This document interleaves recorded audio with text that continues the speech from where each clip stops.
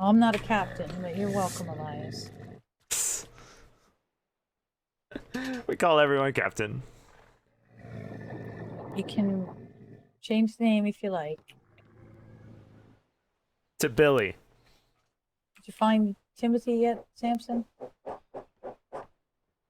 Nope, they're doing another lap, and then we're meeting at this ship to go to the museum.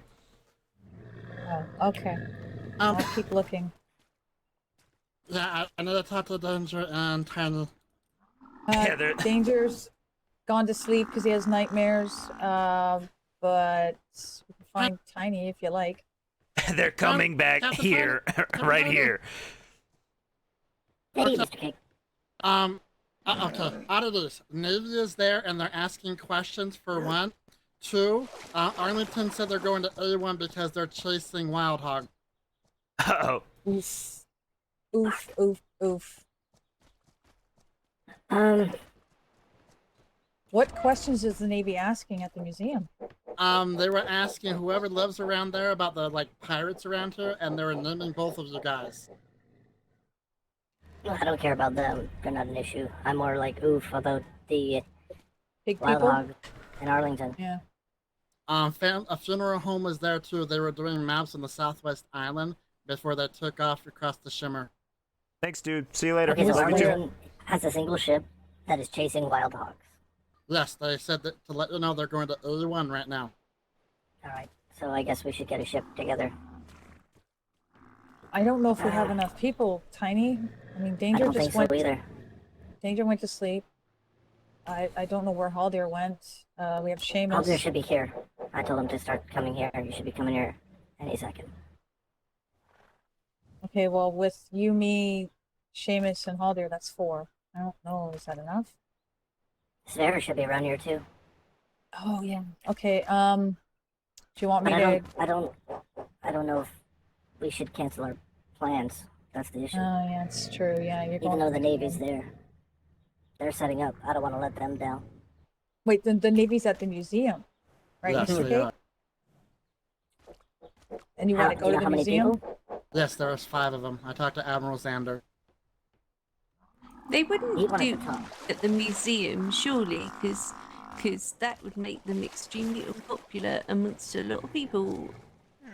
Alright, so canceling the nightmare. We're gonna go White Sail Brig. Do we have one? Training brigs are White Sail, right? For all I know, they've all been painted black by now. Yeah, I'm pretty sure we only have black sails. Alright, so My ship. perfect. I mean, I have my slip right now, but we can go take my brig. You're not far from here, right? No, North Island. Can you bring the brig here? With it already on its way. And Give me a few there he minutes. goes. Alright, All right, I'm gonna go try and find Seamus and Spare then. alright. I'm gonna get a disguise. We don't need a disguise. He doesn't know us. Guys, you frown on. Yeah. Well, I We mean, already have a disguise. we have all this clothing and nothing to do with it, so I might as well. I'll Fair put a enough. So disguise you on. want to dress up?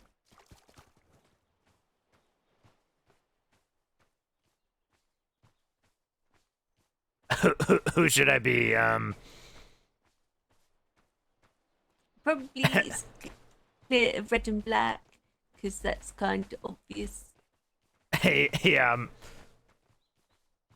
hmm.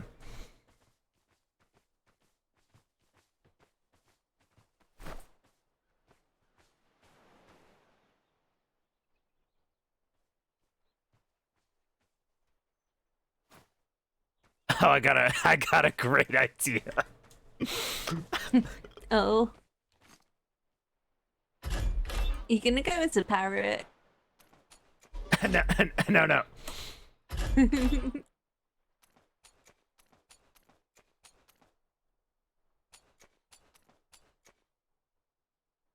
Your hair looks nice, by the way. Thank you very much.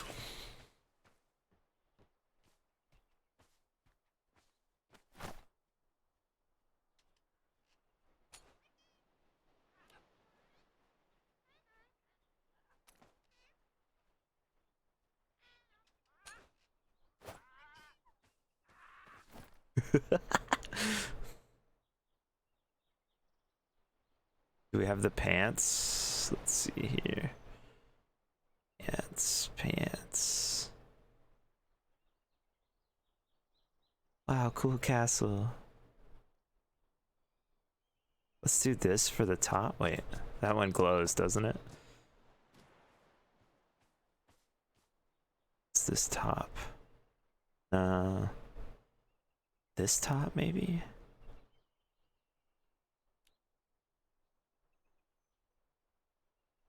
Where'd it go? Tiny, Yeah. did you forget your pants? Nope. I don't have any pants. you I do now. going dressed up as like a navy person? I'm gonna be a chauffeur. Oh,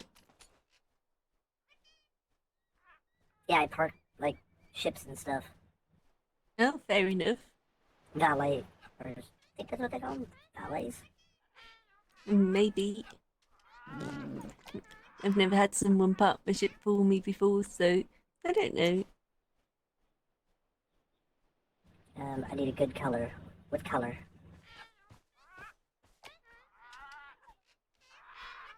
Well, how about red so you stand out? Because, you know, obviously you need people to see it to go, excuse me, sir, can you park my ship, please? Yeah, but red is a pirate color, so let's go. Oh, Let's go yeah. orange. It makes a good point. Let's try orange. No, that looks like red. Well, what about blue? Like a nice cerulean What about I tried the cerulean, it didn't work. on a jacket. Brown looks like black. How about Green? green might work. Like a nice watercourse green or a chateau green. What about parchment or tan?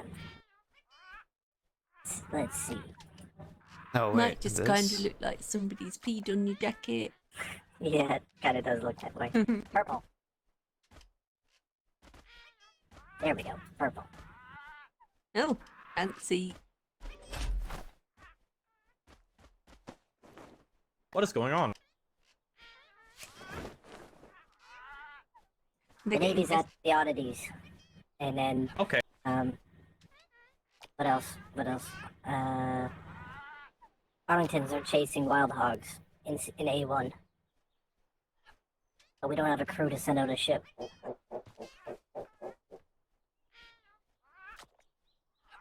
Okay. Unless we can muster up a crew real quick.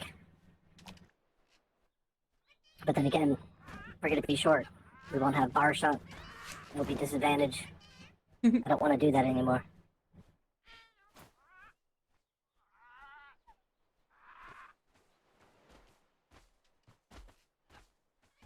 I'll distract them by pretending I'm a pirate. Okay, nobody is going to recognize you in that, Samson. Hello, ma'am and sir. I'm a delicate lady, and I need my ship parked. What are you thinking, sir? So go to the museum. You thinking still stick with the museum? If it's just wild hogs, it could be doable.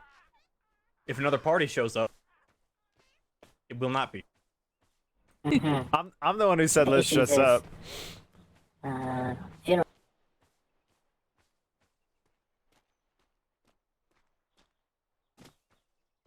Hello, Yes, I'm good sir. I'm a fancy lady, and I'm having a gentleman park my ship. Good disguise. Thank you.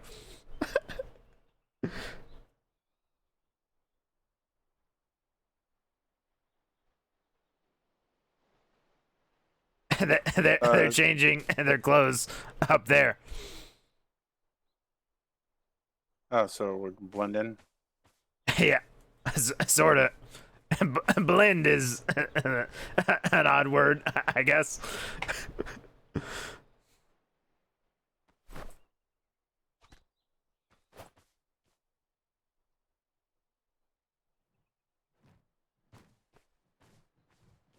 they're trying to decide if they have enough crew to go fight or something. But I don't think we do. Excuse me.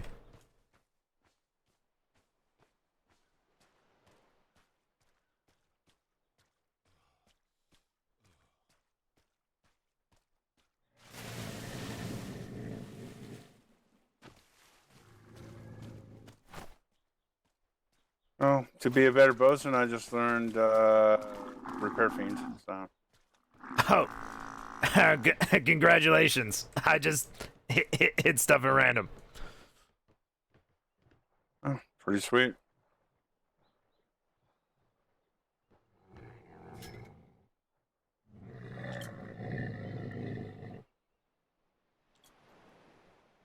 You look like a very convincing woman.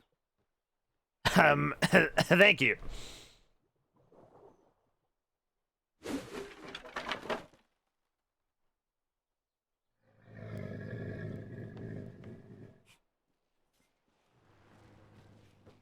Thank you for the ladder, good sir. You're welcome, ma'am. Oh, we still haven't rebuilt the ship from last time. Oh, what happened last time? The wild pigs and funeral home really hit us hard. Oh, sounds sounds intense. Well, I guess it was pretty intense. I was down below, but I was trying to keep the ship afloat. Oh The yeah, aft I castle. see. Yeah, there's a bunch of walls missing.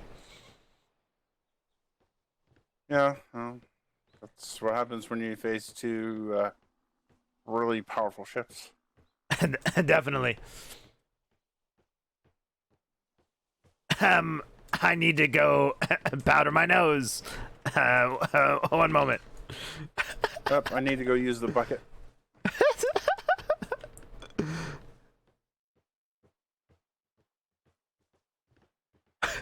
Oh dang! I thought I could like hide in there or something.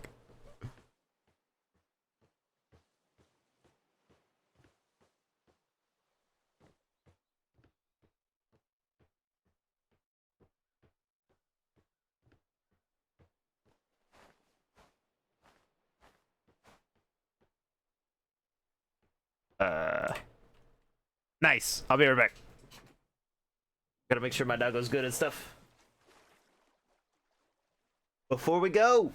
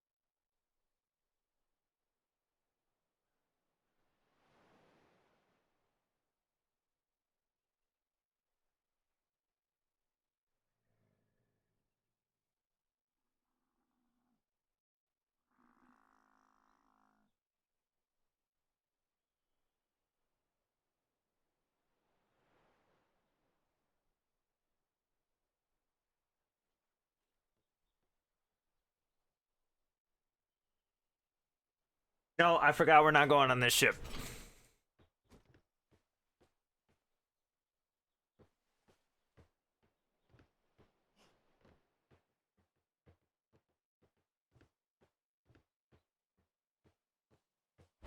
Awesome outfit. I forgot. We're not going on this ship. We're waiting on a white-sailed brig.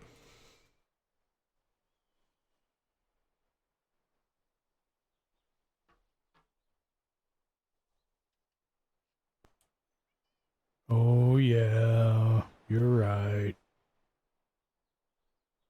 Well, I mean, we could always just go as ink salesman. True.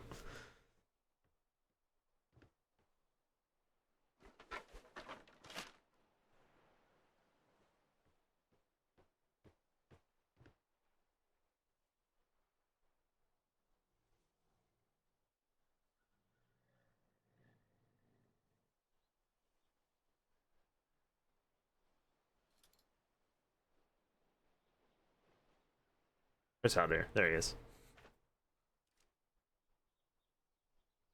Brigantine coming this way.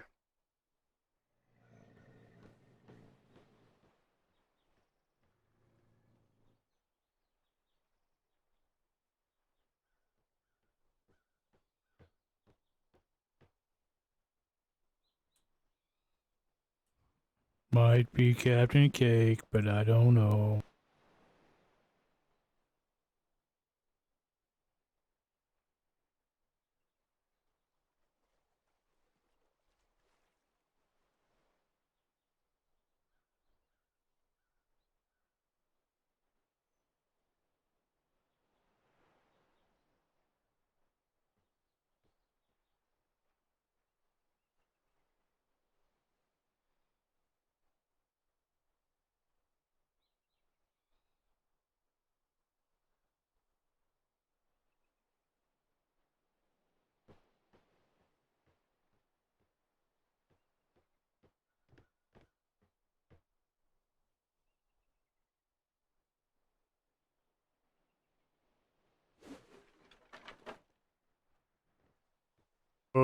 Did anyone find him or no? Not yet, that I know of. No, and there's no one over at Arlington. Weird. Yeah, Arlingtons are going. I don't know if you've already heard or not, but Arlingtons are going over to. Oh yeah, something about A1. Yeah. I'm aware.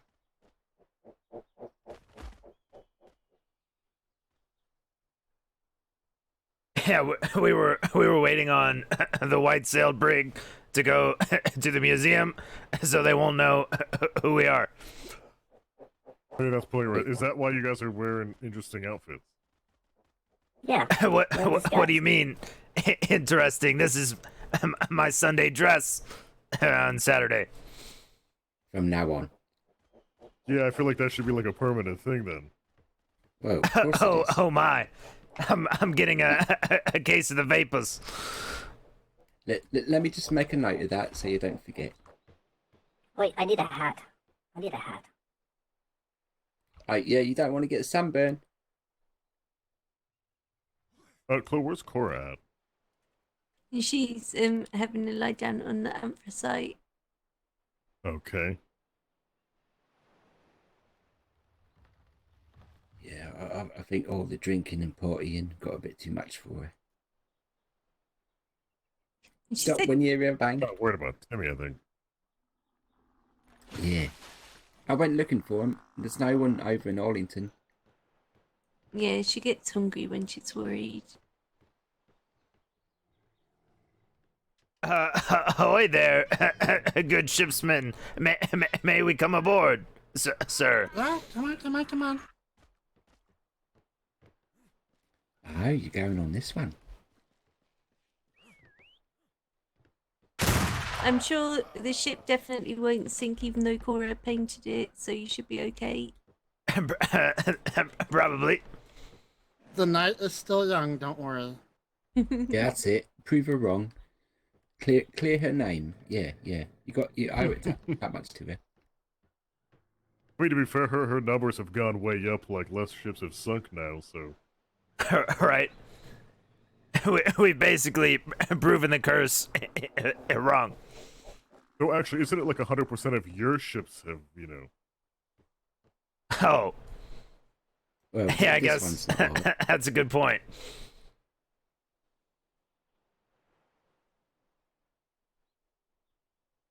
I mean, I don't have any ships. A delicate lady has people ship her around. Delicate lady. You might have to change your voice a little bit if you're gonna, go. I was higher than normal. You can't tell. No, you might want No, to also not trim the really. beard. Oh, ooh. Yeah, I think this will do. Try a moustache. I know you already have Yeah. one. You almost look like you work at the museum. Yeah, that's right. That's right. I work at the museum. Maybe when I take my gun off. Shovels are always a good disguise. Or a fishing net.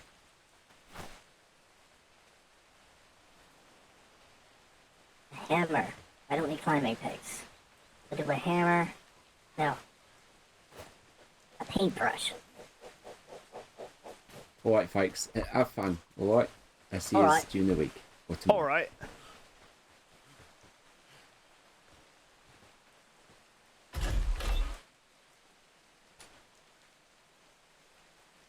See you, Samson. I think Murphy was a little bit annoyed about the date in notes, but you know, Oh, yeah, maybe. fair is fair, right? Because he wrote Right. he wrote one for you and wrote one for me. But at least I Exactly. fucking honoured it. I went on that date. Nice work. What about you? Did you go on yours? Not yet. Hi. Flipping it. When are you going to do it? I don't know. Well, anyway. I see you. I see you next Okay. Saturday then. Or Yep, tomorrow. for sure.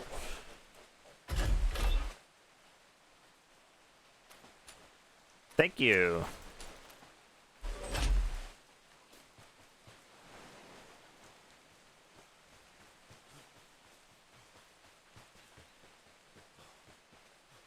Let's see what I got. Hold on. They take donations and They things. take donations. Get in. But Okay, good.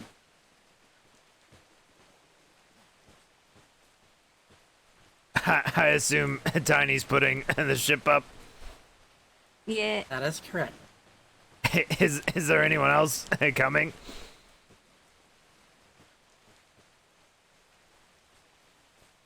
I guess not. Okay. I'd have to stop by my house to get some gold. I have gold. Don't worry. Alright. They take donations. You can always drop something off later. Yep, they take anything. But we've kind of made them stay up waiting kind of late, maybe.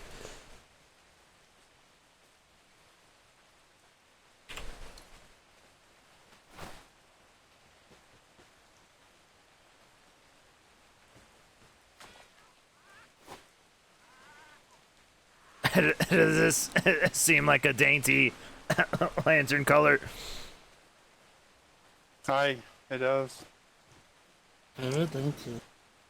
Thank you. Not even. What are you talking about? Well, I suppose I could just use this as a disguise. Petty Officer Wolf of the Ebentide Navy on leave. I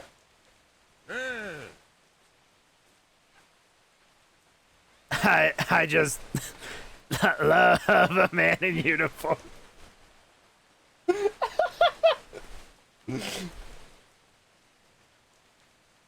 This high pitch is really difficult.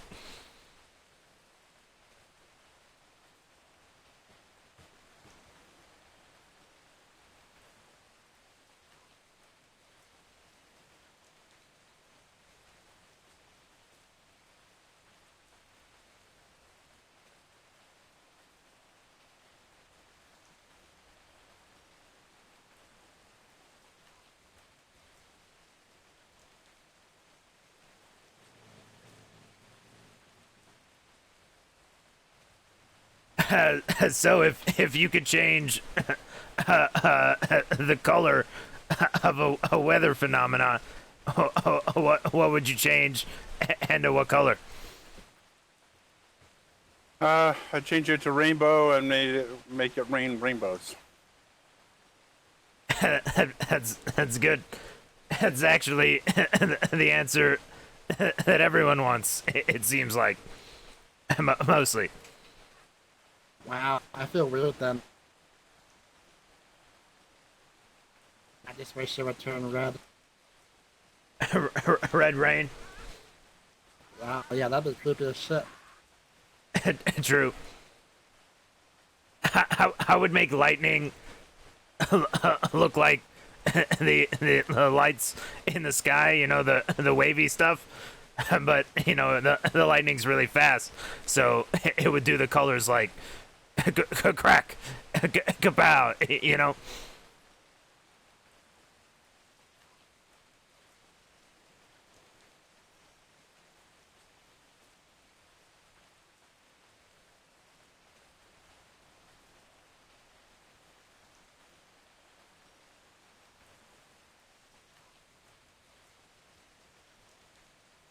What, like one of those hand crank Tesla coils that some of the scientists around the world are using?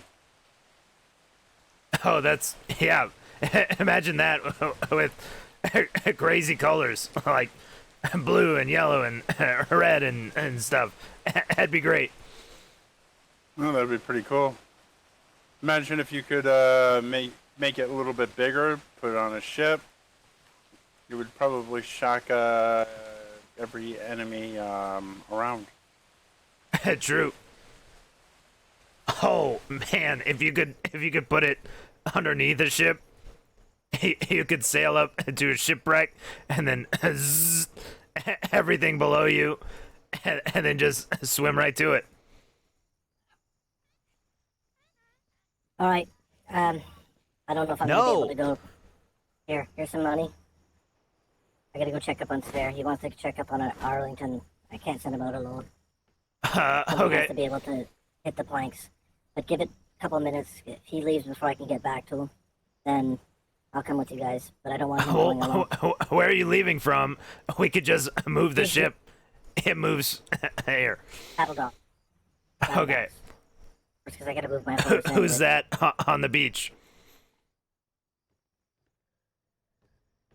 That's Francois. Okay. Can you ask him what that giant thing is over there? It's an obstacle course. No, the big stone one. Yeah. It's a shooting range, I think. So you want me to give me a few minutes before I leave, kinda? Yeah, I'm gonna check in to see if I can catch him.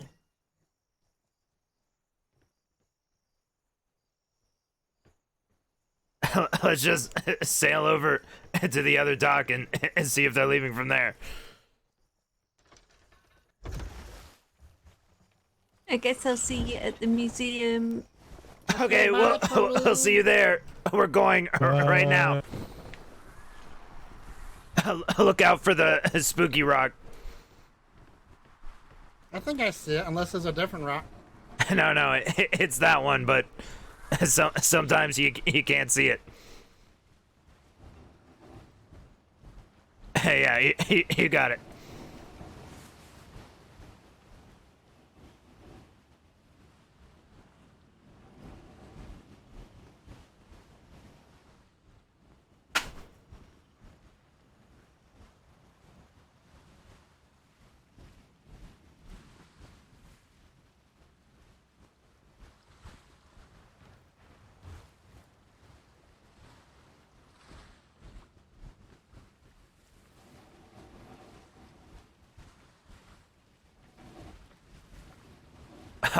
Are the sails up on that ship? Yeah, looks like it, like they're about to take out.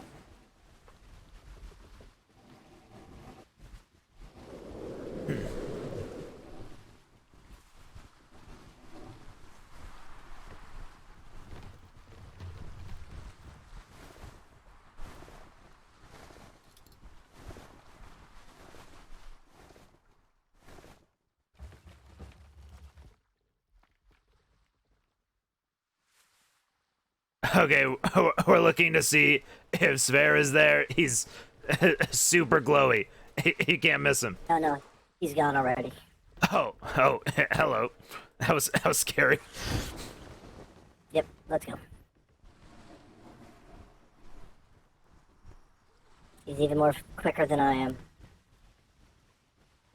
Yeah, he's really fast. Yeah. I thought he was gonna take his shield wall. He didn't take the shield wall. Well, we have shit winds, so it's gonna take us a little bit. You want to try the other direction? Isn't it the same? No, I guess it's not. It's the same. Look at the seas; they're so like calm. Yeah.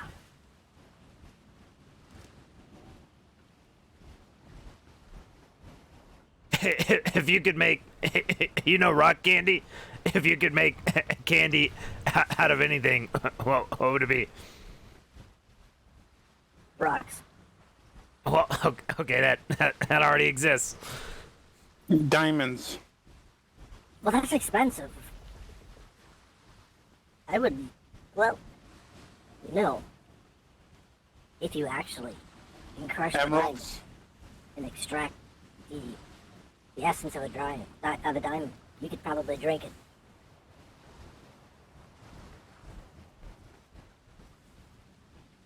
That's weird. Is there a black sail behind me? That's the Coldicots. Oh.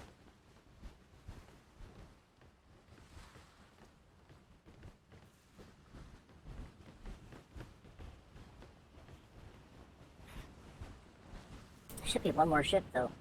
Unless Cedric already went home. Oh, I think he already did go home. Yeah, he took the graphite. I swear, if she runs into my ship again.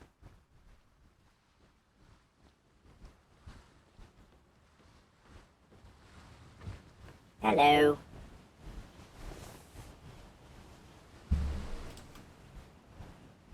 Hello. Hello. All right.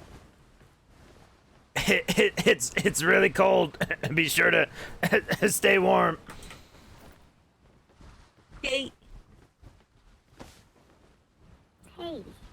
Gotta work on that voice. Let me practice some voices. Hello? Hello? Hello? Hello? Hello, good sir. I'm Duchess Pimbury or something. Wow, look at that beautifully painted ship. Hello. How are you? Yeah, I'll try not to run into it this time. I would appreciate that. I only ran into it once. And then it was only a little bit. I lost a lantern. I gotta get another one. Yeah, that hurts my voice talking like that. What is that? How could you lose a lantern? What is that? Looks crazy. That looks very crazy. Okay, Zoltan. Yeah. Two shipwrecks and a Everything turned flotsam. red.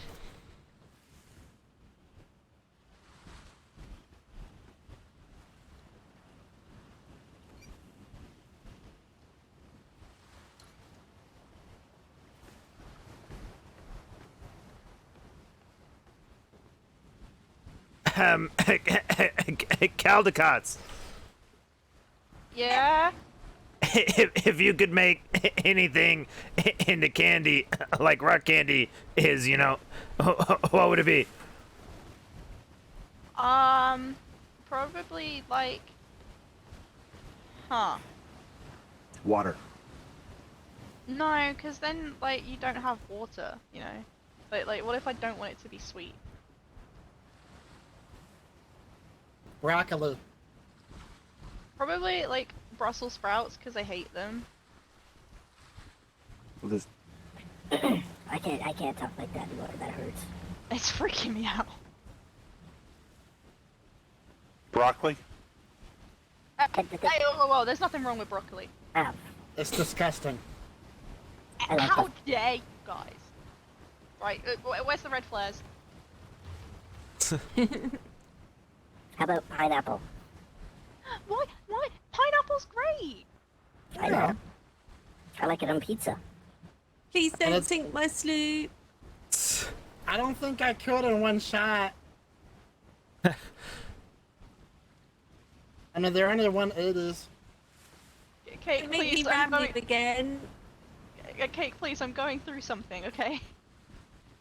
What, midlife crisis? I was gonna say menopause. I mean, more potential memory loss of Beyonce, but yeah. Midlife crisis, I guess. Oh no, I mean, I don't Timothy. expect to live past 40. I write a lot of angry letters. Midlife crisis, menopause, lots of things to look forward to. Tiny, Yeah. how old do you think I am? 49. That's so offensive. 20. That's so offensive. Sweet, How's that but offensive? no. Lord Timothy's what, 78? He's 79. like, he's not that old. I'm pretty sure he's 78. He's definitely not 78. Well, how old is he? Well, Hugo is in his 40s, and Timothy is a little bit older than that. Hugo A little was bit not. older. There's no way he's in his 40s. No, he looks way older, doesn't he? Yeah, I would say Hugo was 50. terrible for his age. He's baby. I mean, I'm 207. And they don't look There's at they over over 208. 300. He was telling Wow, okay. Date. What was that? It's fair. He's over 300. Yeah, didn't know that. Snare's very old and wise.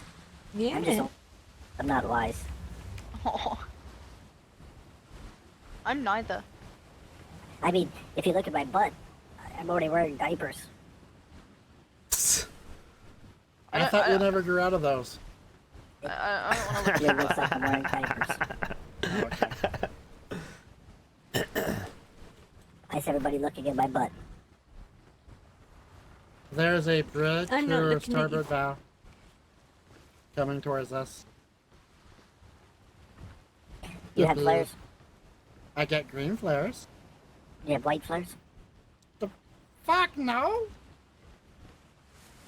But, Cora, do you have any coloring on you? Any dye? Colour. I need white.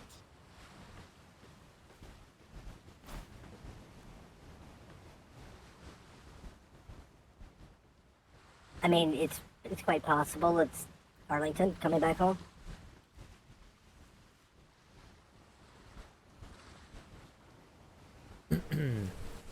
We're not there yet. At what time did we decide to go? That's what I'm wondering. Well, they're very Like an hour ago? They're not pursuing. More? Yeah, they look like they're going to my home. What the fuck? Or they're going short side of the island. I'm hiding behind your ship so that nobody can see me. It's crazy, That was man. smart. They will see the sail though. Like, there's 30 No, people they're just standing saying on a we've got full beach. sails. Let's go! They must be confused. Go get on the ships and let's go. Like, we had everyone there already. No one else needs to go. Probably You just didn't go to white the sails event. Or red It's sails. done. Yeah, maybe it's the new people that moved on that island. Yeah. If you could turn anything into candy, what would it be? My fist. Driftwood. The brigantine that we're sailing on. That's fair. What? What? No, I would turn the wild hogs into candy. So we've got many. Oh yeah, we have time I think stamps. turning cannibals into candy is the best idea. We might be out of business. No, Oh. Turn the into candy. Navy. The Navy. Considered Yes. and in balls. You know, Candy cannibals. Navy. That's I mean, cool. I turned cannibals into. Oh no, because then I would be a cannibal. Huh. Never mind. Everybody on this ship has been already. I'm pretty sure. Michael's port. We were just trying to get How all the strange. other people there who have never gone How bizarre. to go. That was it. How bizarre. How bizarre. Are they gonna see me? I'm getting behind.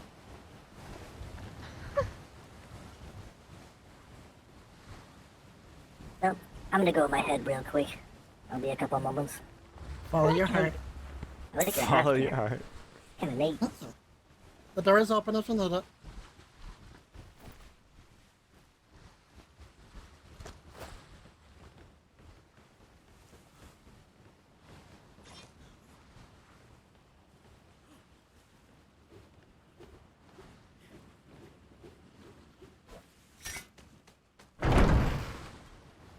Good catch, Samson. I was getting a donation for the oddities. Oh, Hey, we have enough. What's going on, dude? You don't have a figurehead? No, I've never gotten one. Why? Oh, because I could paint it if you got one. I'll go stand up there. Yes. Okay. This is my figurehead, sir. It's ma'am, Lady Pimberly or whatever. Oh. I'm sorry, Lady Pimperly. Sorry, Lady Pim. Ma'am. No disrespect, ma'am.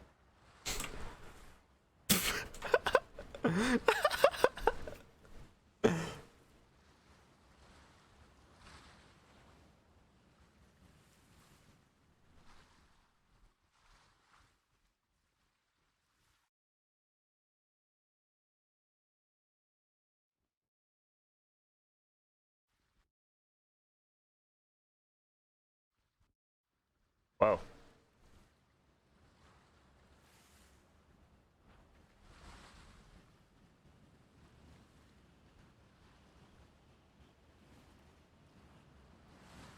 So cool.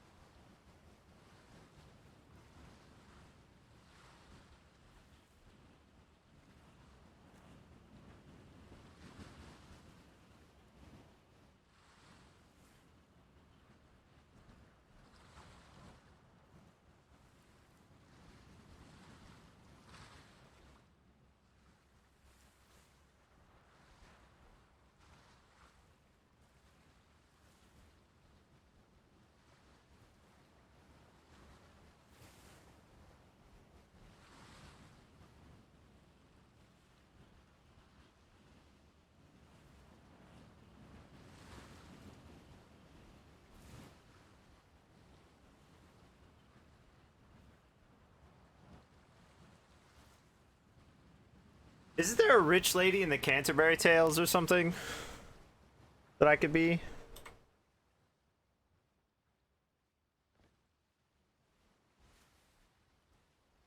Roanoke.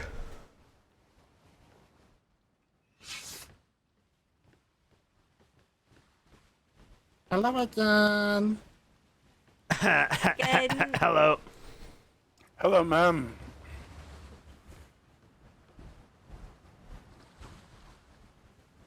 The front of the ship was quite exhilarating, or whatever. Was it nice?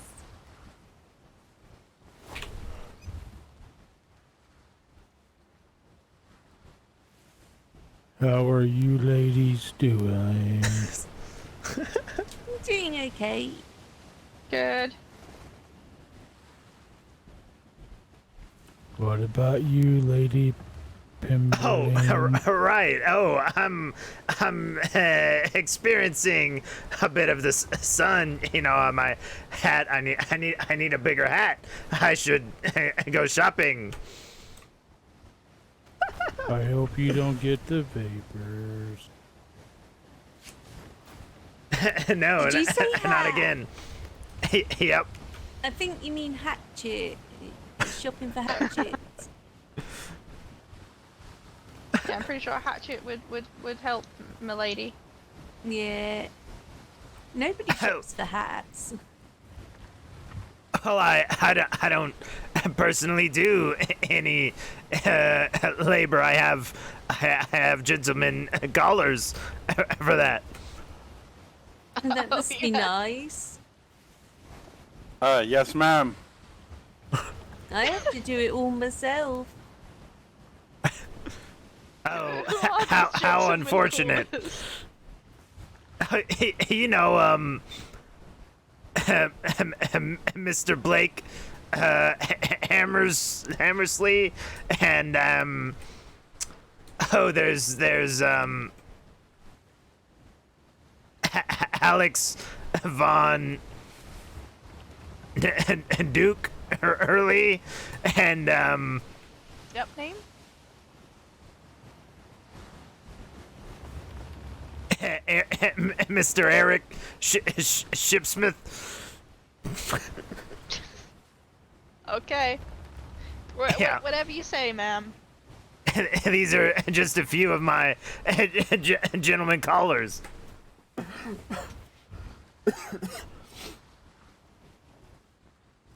Eric Shipsmith. To be nice. To be honest, keeping them all, you know, happy and in line and everything is quite a day's work. I'm sure it is, ma'am.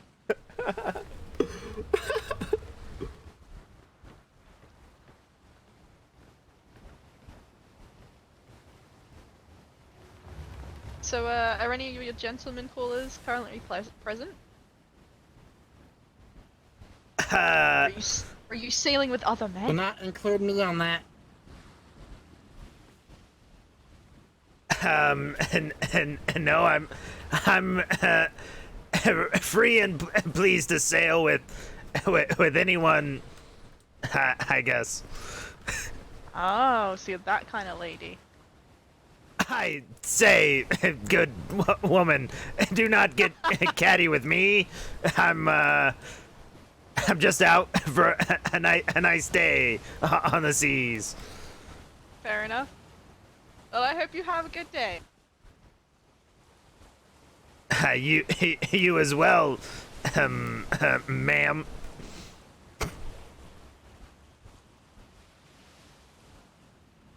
This conversation confused the hell out of me, by the way. Yeah, you're not the only one.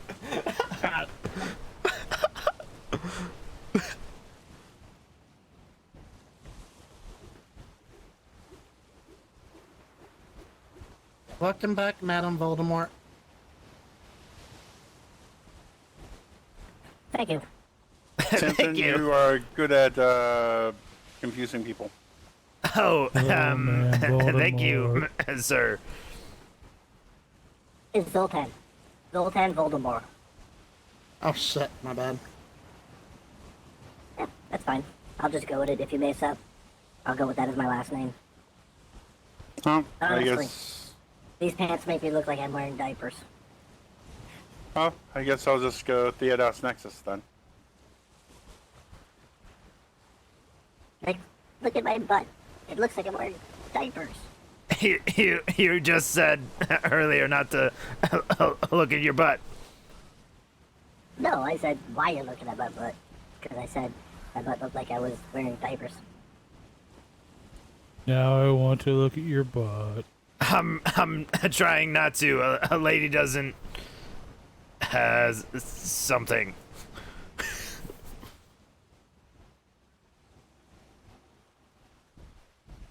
It's fine, I won't tell anyone.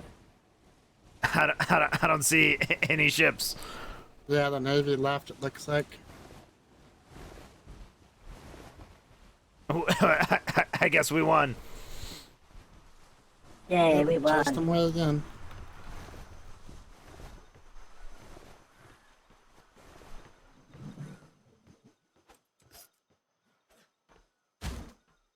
Oh, you hit something. Oh, it's fine. I'll get it repainted.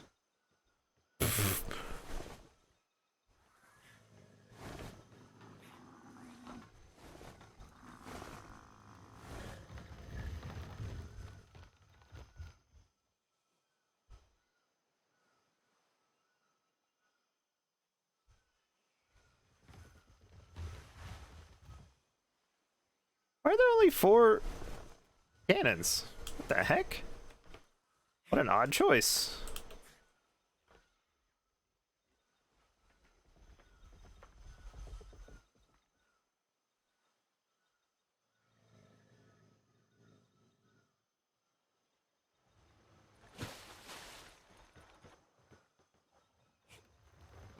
Ma'am?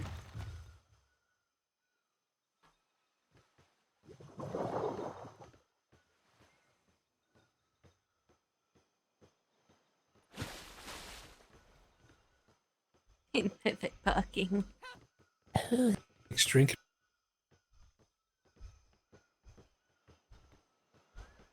Ma'am. You look funny.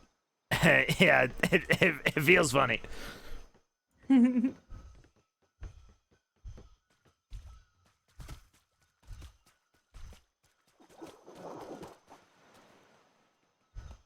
Oddities. Commence. Gonna try and climb the roof.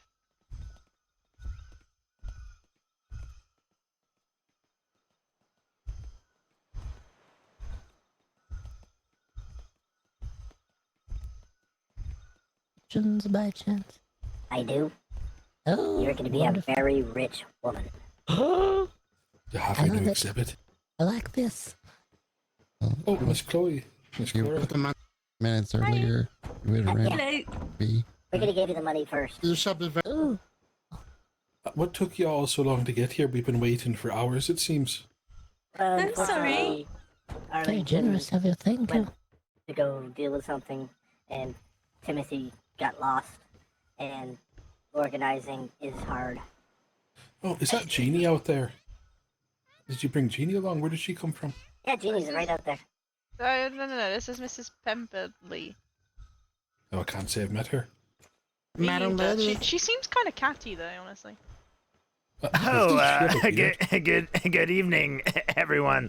I'm so happy my presence was came ahead of me or whatever. Oh, well, it's nice to have a new visitor to the auditorium. Welcome. Hello. The hell hello happened there. to you on your way here? Don't ask. I laid down There for is an this. I idiot came right back there. to this. What's the Navy here? Oh yes, they were They were. about months ago. They were going to join the tour. Are they coming back?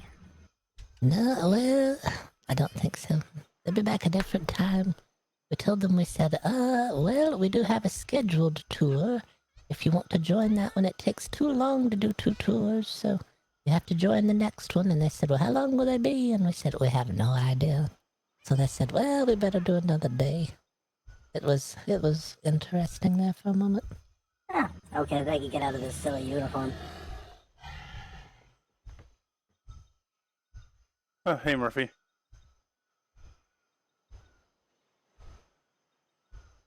Well, left all my normal clothing at home. It looks like I'm going as this. You're tiny? I thought you were Madam Zoltan. I'm so confused. No, I'm tiny. I was in disguise. Oh, you fooled me. I was going to ask No for your way. good information. Oh, Yeah. Does the fortune still hold? Do I still get my fortune? yeah, you'll do real good. Oh, wonderful. Okay, thank you. Is there anything else coming into the tour, or are we ready to begin? Did we need to wait for the Arlingtons? Are they still coming? You said something I don't happened? think so. Ah, okay. But what happened before we left, I think they're on patrol. All right. Well, we can go through. I don't know who all is new to us today, except for... What was your name over there, Mel? Madam Lady Pemberley. Lady Pemberley. I think Lady Pemberley's new to the tour, and we may have... I haven't been here either. Oh, wonderful. All right. Ladies' night. First time here, too. Or maybe not. Look. Oh, if everyone's ready, we can begin the tour. Thank you. If everyone is here, unless we have someone else. I am new as well. Oh, good. Oh, yes. Wonderful. We have 3 actual Hey, new we got people, some and then there's me. first-timers. That's good. Above my head here is a brand new painting from Samson. He's not here today, but he painted this just for us. He called it a drowned raccoon. In its hand, it holds a flame. We've been debating on exactly what sort of message it was sending. Look at the mouth, the way it turns down more on one side than the other. I was speculating that it was his guilt coming out in his painting from that time that he left me in the sea and I had to swim to an island and build a fire to stave off hypothermia. I mean, look, the fire is there on the canvas.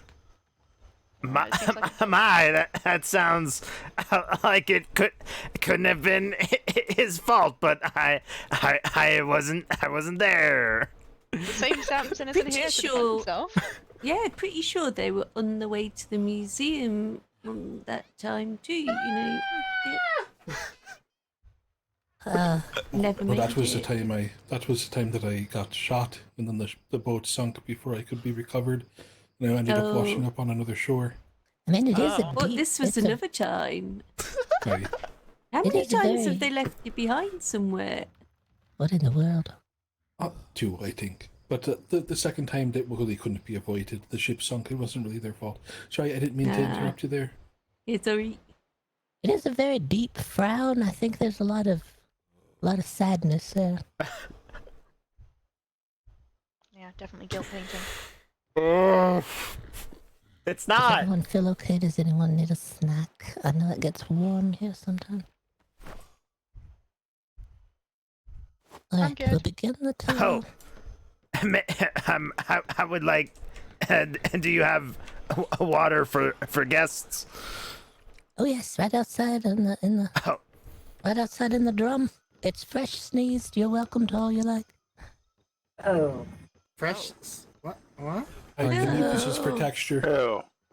It comes from the I'll noodle drink nose. some. I'm thirsty. I'll drink. Tiny, everything don't, right now. Tiny, don't lick it. Do you have you seen the noodle nose? It's this horrendous creature that's all sort of things smushed together into one beast. Long snout drags the ground between its front legs.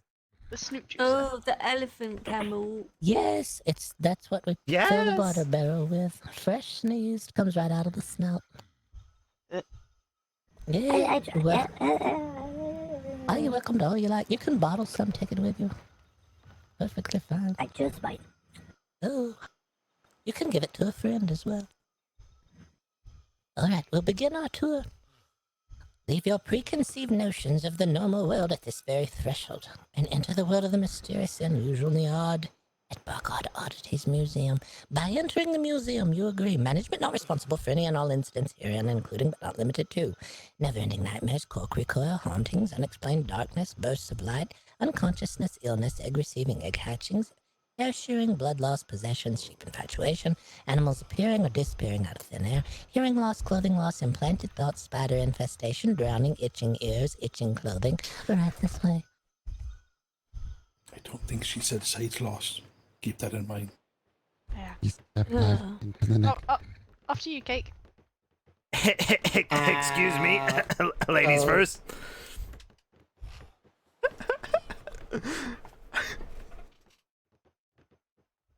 Alright.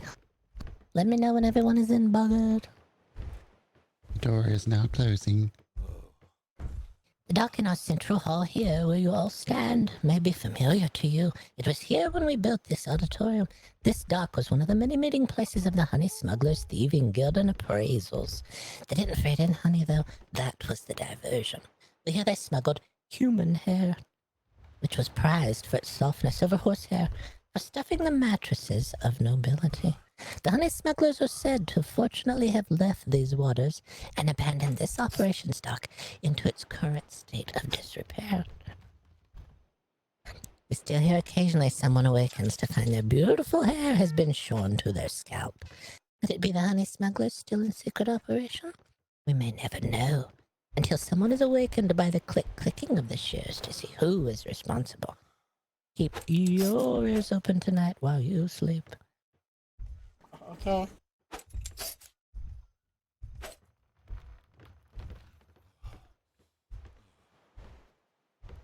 We'll continue Oh my. down. Oh yes. Behind me hangs the mystery of Loch Esk, the lass of the lake as she was known. Her existence was only mere conjecture, being seen only occasionally by a spectator whom no one believed. She was eventually spotted by a crowd gathered to watch a rowboat race. It is said that her multiple eyes can read a person's intent, which helped her elude capture for over 100 years. At the rowboat race, a blind dog fell overboard from one of the boats, and it is believed she took pity on the poor creature and guided it to shore. The mob took no pity on her. They wrestled her to her end while she was distracted. She was then preserved as a trophy and handed around to the top performing student at the primary school, where she was proudly displayed over the beds of generations of school children, because she was thought to have brought them the gift of foresight.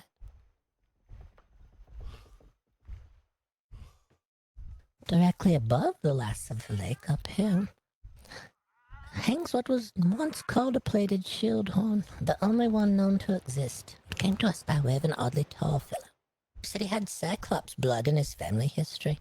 This shield horn was his favorite. It had formed an extra thick plating on the top of its head as it grew. It lived a long, full life, battering many unsavory creatures from horrific islands. The extra tall man did attempt to breed the trait into his other shield horns, but he was never able to replicate its unusual plating with any other of his stock. He continues breeding the offspring to this day, in hopes that one day, if he's lucky, lightning will strike twice in his stock. It's very, very fearsome creature. Oh, it's very well protected too. You never know. Never know what you need protection from. Beside me here hangs a rare species from the depths of the deepest ocean trenches, believed to be a distant cousin of the shark. This monstrosity is known as the fang sea slug. The front-facing eyes allow it to see well even in the darkest of depths. Spends its life on the floor of the ocean. The body has no fins or flippers. It is just an undulating mass with eyes and fangs. To make up for its lack of speed, its flesh secretes a powerful venom. It is believed the venom surrounds the slug like a vapor, and any wayward beast coming too close will first lose its senses and then begin a merciless dance with death. I really don't want to run into one of them. It's something that I always worry about as well. I mean, what would you do? How do you get away? It's got the vapor. You're in the vapor before you even know it. How do you get out of there? How do you move on? Well, I don't think you do. That's the thing, isn't it? Unless you've got somebody that can help you. No. What do you do? Well, don't lick it. Got it. I wouldn't recommend it. What are you doing? Oh. No. I don't think that's his first time licking that. I think I saw that last time. I think he's licked all of them. Oh, God. How many oddities have you not licked? Confess. How many? I don't know. I think I licked 9. Tiny, don't lick it. I already did. What it tastes like. Like a ham sandwich. What? That's not terrible. So if you're diving and you taste ham sandwich, it may already be too late for you. Just keep that in mind. A relative of the jellyfish, this beast beside me is known as a sea drifter. The 2 black eyes on the top of its head allow it to see well in all directions. Its wide rudder-like body and the vertical fins allow it very fast, extreme maneuverability in the water. The protrusions along the bottom, which resemble teeth, allow it to open its favorite delicacy, the giant sea clam, dropping onto the shell. It can lower the protrusions and cut through to slurp out the gooey innards of the clam. It has been rumored that the sea drifter will occasionally, unexpectedly, drop onto the head of an unsuspecting diver, and before the diver can react, it has already removed the top of the skull and slurped out those gooey insides. Ew. Well, if you weren't convinced not to dive before, now you are, maybe. We have other oddities as well. I never dive. I hope the new people are enjoying our tour and learning some new things here. Yeah, learn to stay away from the ocean, which is difficult now. Okay. Don't even drink water. Just stop. Drink alcohol. It's better for you. Safer. Uh-oh. You never know what water might have an egg in it. Here beside me, we have an actual piece of battle-used ephemera. The bull seat was designed by an industrious general as a way to maximize the amount of troops which could be moved at a time. The bull seat allowed the troops a chance to sit and rest, and thereby charge into battle with full energy, making them a fierce competitor on the battlefield. It is said that this furniture was collected from what the general could find from a war-ravaged town. The bull seat was pulled by an actual living bull, and it is said that that living bull's fear of this second bull charging after him would drive him full speed into battle. Missing from the bull seat are the blinders that the general rigged to stop the living bull once they reached their destination. The general's army would sometimes dismount this bull seat, but sometimes they could sit on it, like our visitors here, and fire from it, using it as a mount, which to fire upon the enemy. The bathtub located at the center of the device I should would make have multiple popcorn. uses. It held food and beverage. It could be used by many standing troops at a time. But it was also used to pile the bodies of the fallen, the injured, or the otherwise. Mm-hmm. Yeah. I say, Hey, look, I'm a good warrior. lady. Oh yes, ma'am. Is there any popcorn for the tour? A popcorn, a popped corn. Have you popped any of your corns, Buggert? No. No, we don't have any. I'm sorry. We do have Okay. snacks. I can check the snacks here in a second. But just Oh wanna no, no problem. Thank you, good sir.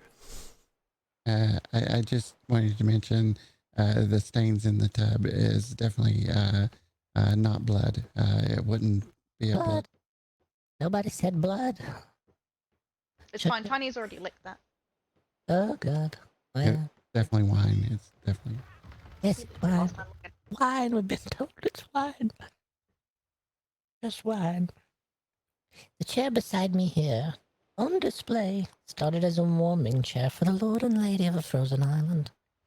Cora, listen closely to this cautionary tale. I don't want to die.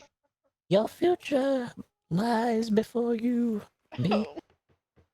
After a long evening of drink and entertainment, the Lord and Lady took to this chair to warm themselves before bedtime. Once they were finally away, the servants helped themselves to the remainder of the drink. In the morning, the entire castle opened its bleary eyes to greet a new day. A pig was roasting on the fire, and its scent wafted through the castle. Midway through preparing the table for the feast, the staff realized there was no pig roasting on the fire. They proceeded with the day, finding it odd the Lord and Lady had not called to begin their morning. They searched their bedchambers, but found them empty and unused. They continued searching for the Lord and Lady, beginning with the last spot they were seen, the throne room, in the warming chair. When they cracked open the doors to the throne room, the origin of the scent of delicious pig was discovered. The Lord and Lady, lulled on a cloud of drink and warmth, had fallen asleep in the warming chair and been slow roasted in their slumber. So they were edible. Dear Lord. Oh, yes. We do have additional information on this particular seat. Coming from Lord Hugo himself. What was it, Buggett? What would he say? Oh yes, Lord Hugo. He went in and sniffed the chairs, and he identified the Lord as Lord Crackle and Lady Pop. And I believe they had a son named Snap, and he went crazy in the end. Oh, the poor man. Did you get your popcorn, sir? If Timothy's got a chair like that, don't go to sleep in it, Cora. If he does, I'm burning it. Just be wary. I did, good sir. You can warm yourself in a chair like that. I don't recommend having a heavy drink load before you crawl into the chair, though. No. It has not turned out well. It's going to be a great wedding present. Well, I mean, if I can find Timothy first. The tour continues this way. Oh, this way. Boom Boom loves Be human careful. meat.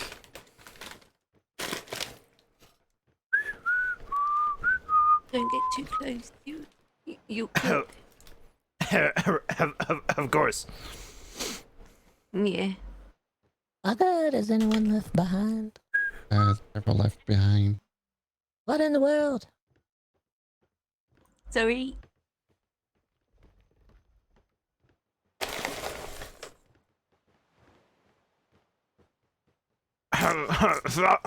Sorry about that, ma'am.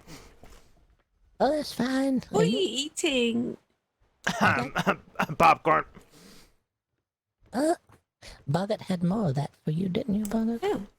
Digging through a lot of that popcorn. I used the warming chair. Oh, what a wonderful idea. Oh, there you go. There's you more of the popped out corn. So you can have some if you like. It's a beautiful thing. Never thought to pop it out like that. Huh? Well, alright. Tour continues here. While the current version of the Cyclops is prevalent now, there once existed an even more fearsome armored Cyclops. Standing beside me here today is the remains of a rare life-size statue, depicting the Cyclops from days of old. It is said to have been... Oh, Don't mind me. I was a bit overexcited by the popcorn. You grabbed a fistful, I saw that. I did. It's got extra butter on it too. It's delightful. Yeah, I saw her feet on the floor. That was the butter. Maybe a sticky spot there. You better be careful. No one else slide through the butter, okay? I'll wipe it up. Yes, do. Thank you. Thanks, Boggart. Wow. All right. Yeah. Very good. Thank you. Marinated beard. Yes, it's very delightful. This statue is said to have been sculpted from clay from Cyclops Island with the additive of ground human bone. The ground bones are supposed to add both a strength and a feeling of unease for the humans who passed beneath this statue's original enormity. It is rumored that if you look closely into the very front of the toe of the boot of the Cyclops, you may be able to see the astonished look on the faces of those who were defeated and whose bones make up this very statue. You have to look forward through your eyes and go right to the toe of the boot. If you can see the face, that's good. Some people can, some can't.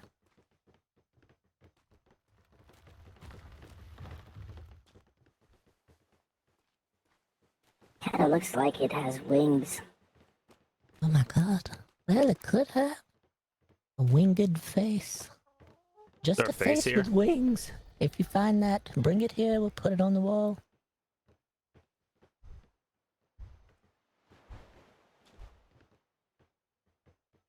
Yeah, it looks like a dragon. It looks like this, kinda. Maybe not. Popped out corn. I still can't believe that that's a thing going around. First time I've ever heard of it. Yes, well, there's something new. There's something new every day. Never know.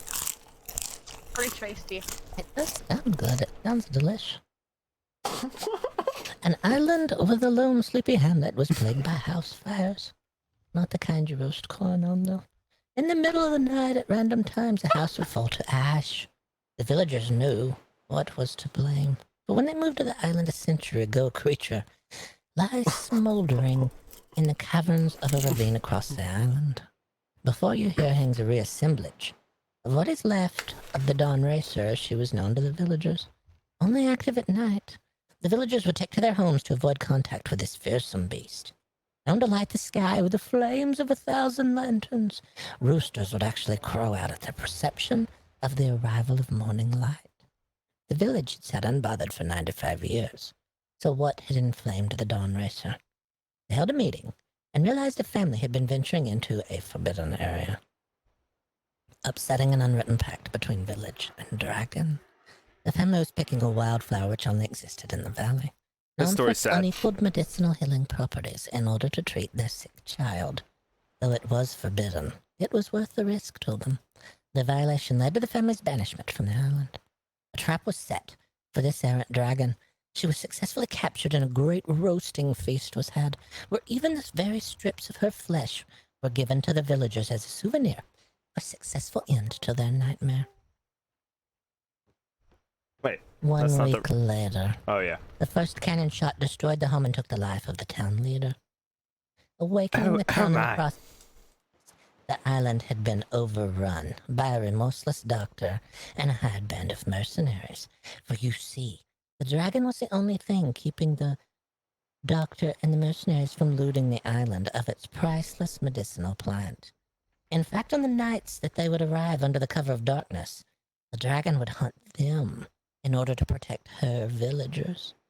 The mercenaries could not find a way to defeat her without trapping her first, and they could not build a structure for risk of their plan being discovered. So they began to set those very house fires in the hopes that the villagers would help them defeat the Dawn Racer. It's so sad. That's sad. Well, everyone has a very sad reaction. One of our saddest tales. Did you lick the dragon or just the horn? Just the horn. Just the tip. Alright, well, that's good. That's enough. Far beneath a beautiful It's not country me. estate lie a strange fate for those unfortunate enough to have encountered a pair of mad noble women. They had a secret which would have run the blood cold in those in the aristocratic circles that kept themselves in. This is another cautionary tale for you, Cora. Watch out for mad noble women. They could Come on, be, I don't know if I want to do this anymore. at any event that you attend, they could be prowling, mad noble women prowling around. You never know. The mad women had developed an unusual diet preference. Human toenails. Half-hearted soldier, drunken sailor, or sea wench, they were all preyed upon. The ladies went into the night to round up victims. They'd wait outside tavern and dance hall for those inebriated enough not to put up a fight. Bag over the head, about 6 bends around. Usually enough to knock even the stoutest person unconscious, and they had been plied with enough drink. They'd be locked into each of these chambers on each side of me. Feet scrubbed, cleaned, toenails carefully trimmed, so as not to waste an ounce of the precious resource. I know what you're all wondering, especially you new people here. Why not just pull the toenails out at the root? It's the sensible thing to do. Well, the sisters weren't monsters. They were just hungry. So very hungry. Each victim awakened, dumped on the outskirts of a town, shoeless, sockless, pants rolled to the knee. But their feet were beautifully scrubbed, and the toenails perfectly trimmed.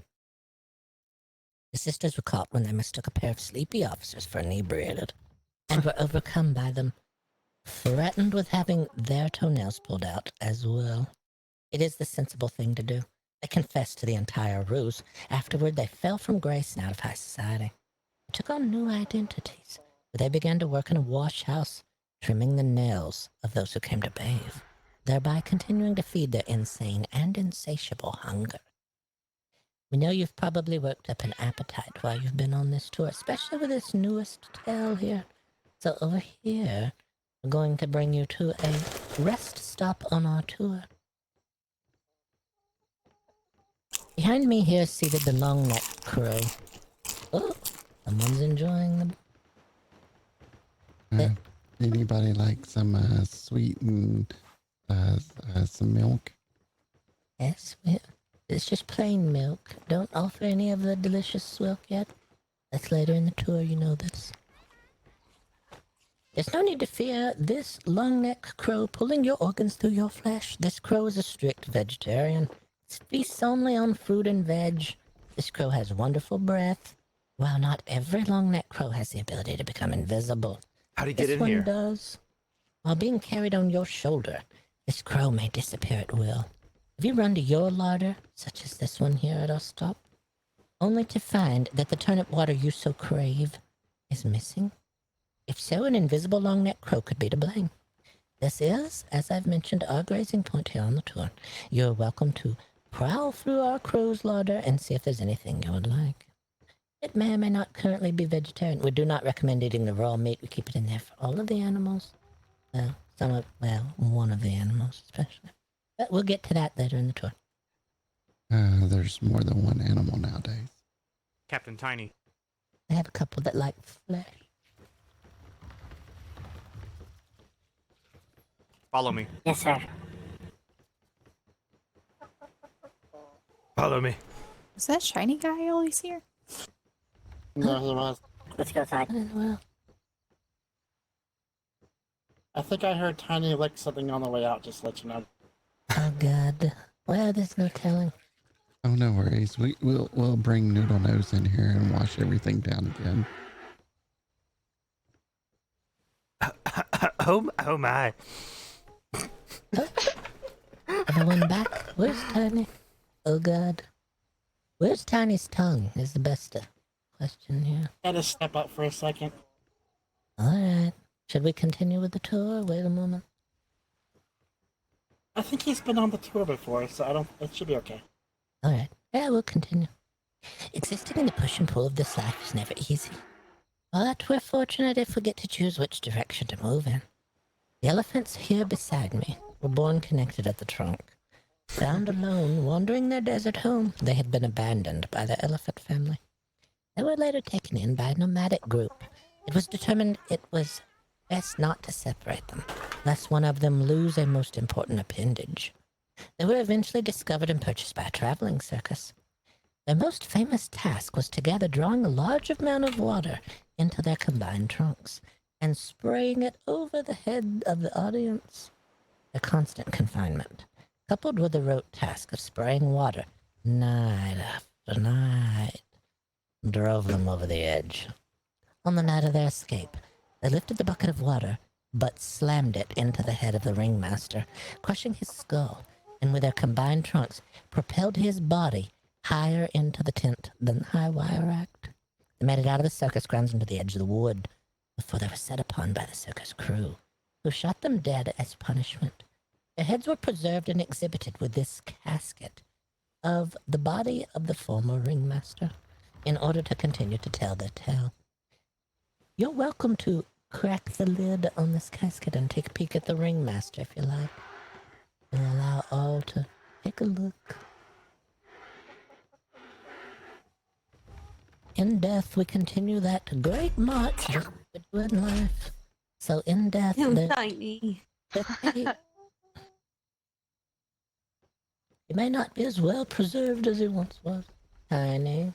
I don't want to see him again. There's that crazy chicken. What? Tour continues the next chain. Is that a shiny skull? Yeah. What the in the skull. world? Did you lick the skull? Yeah.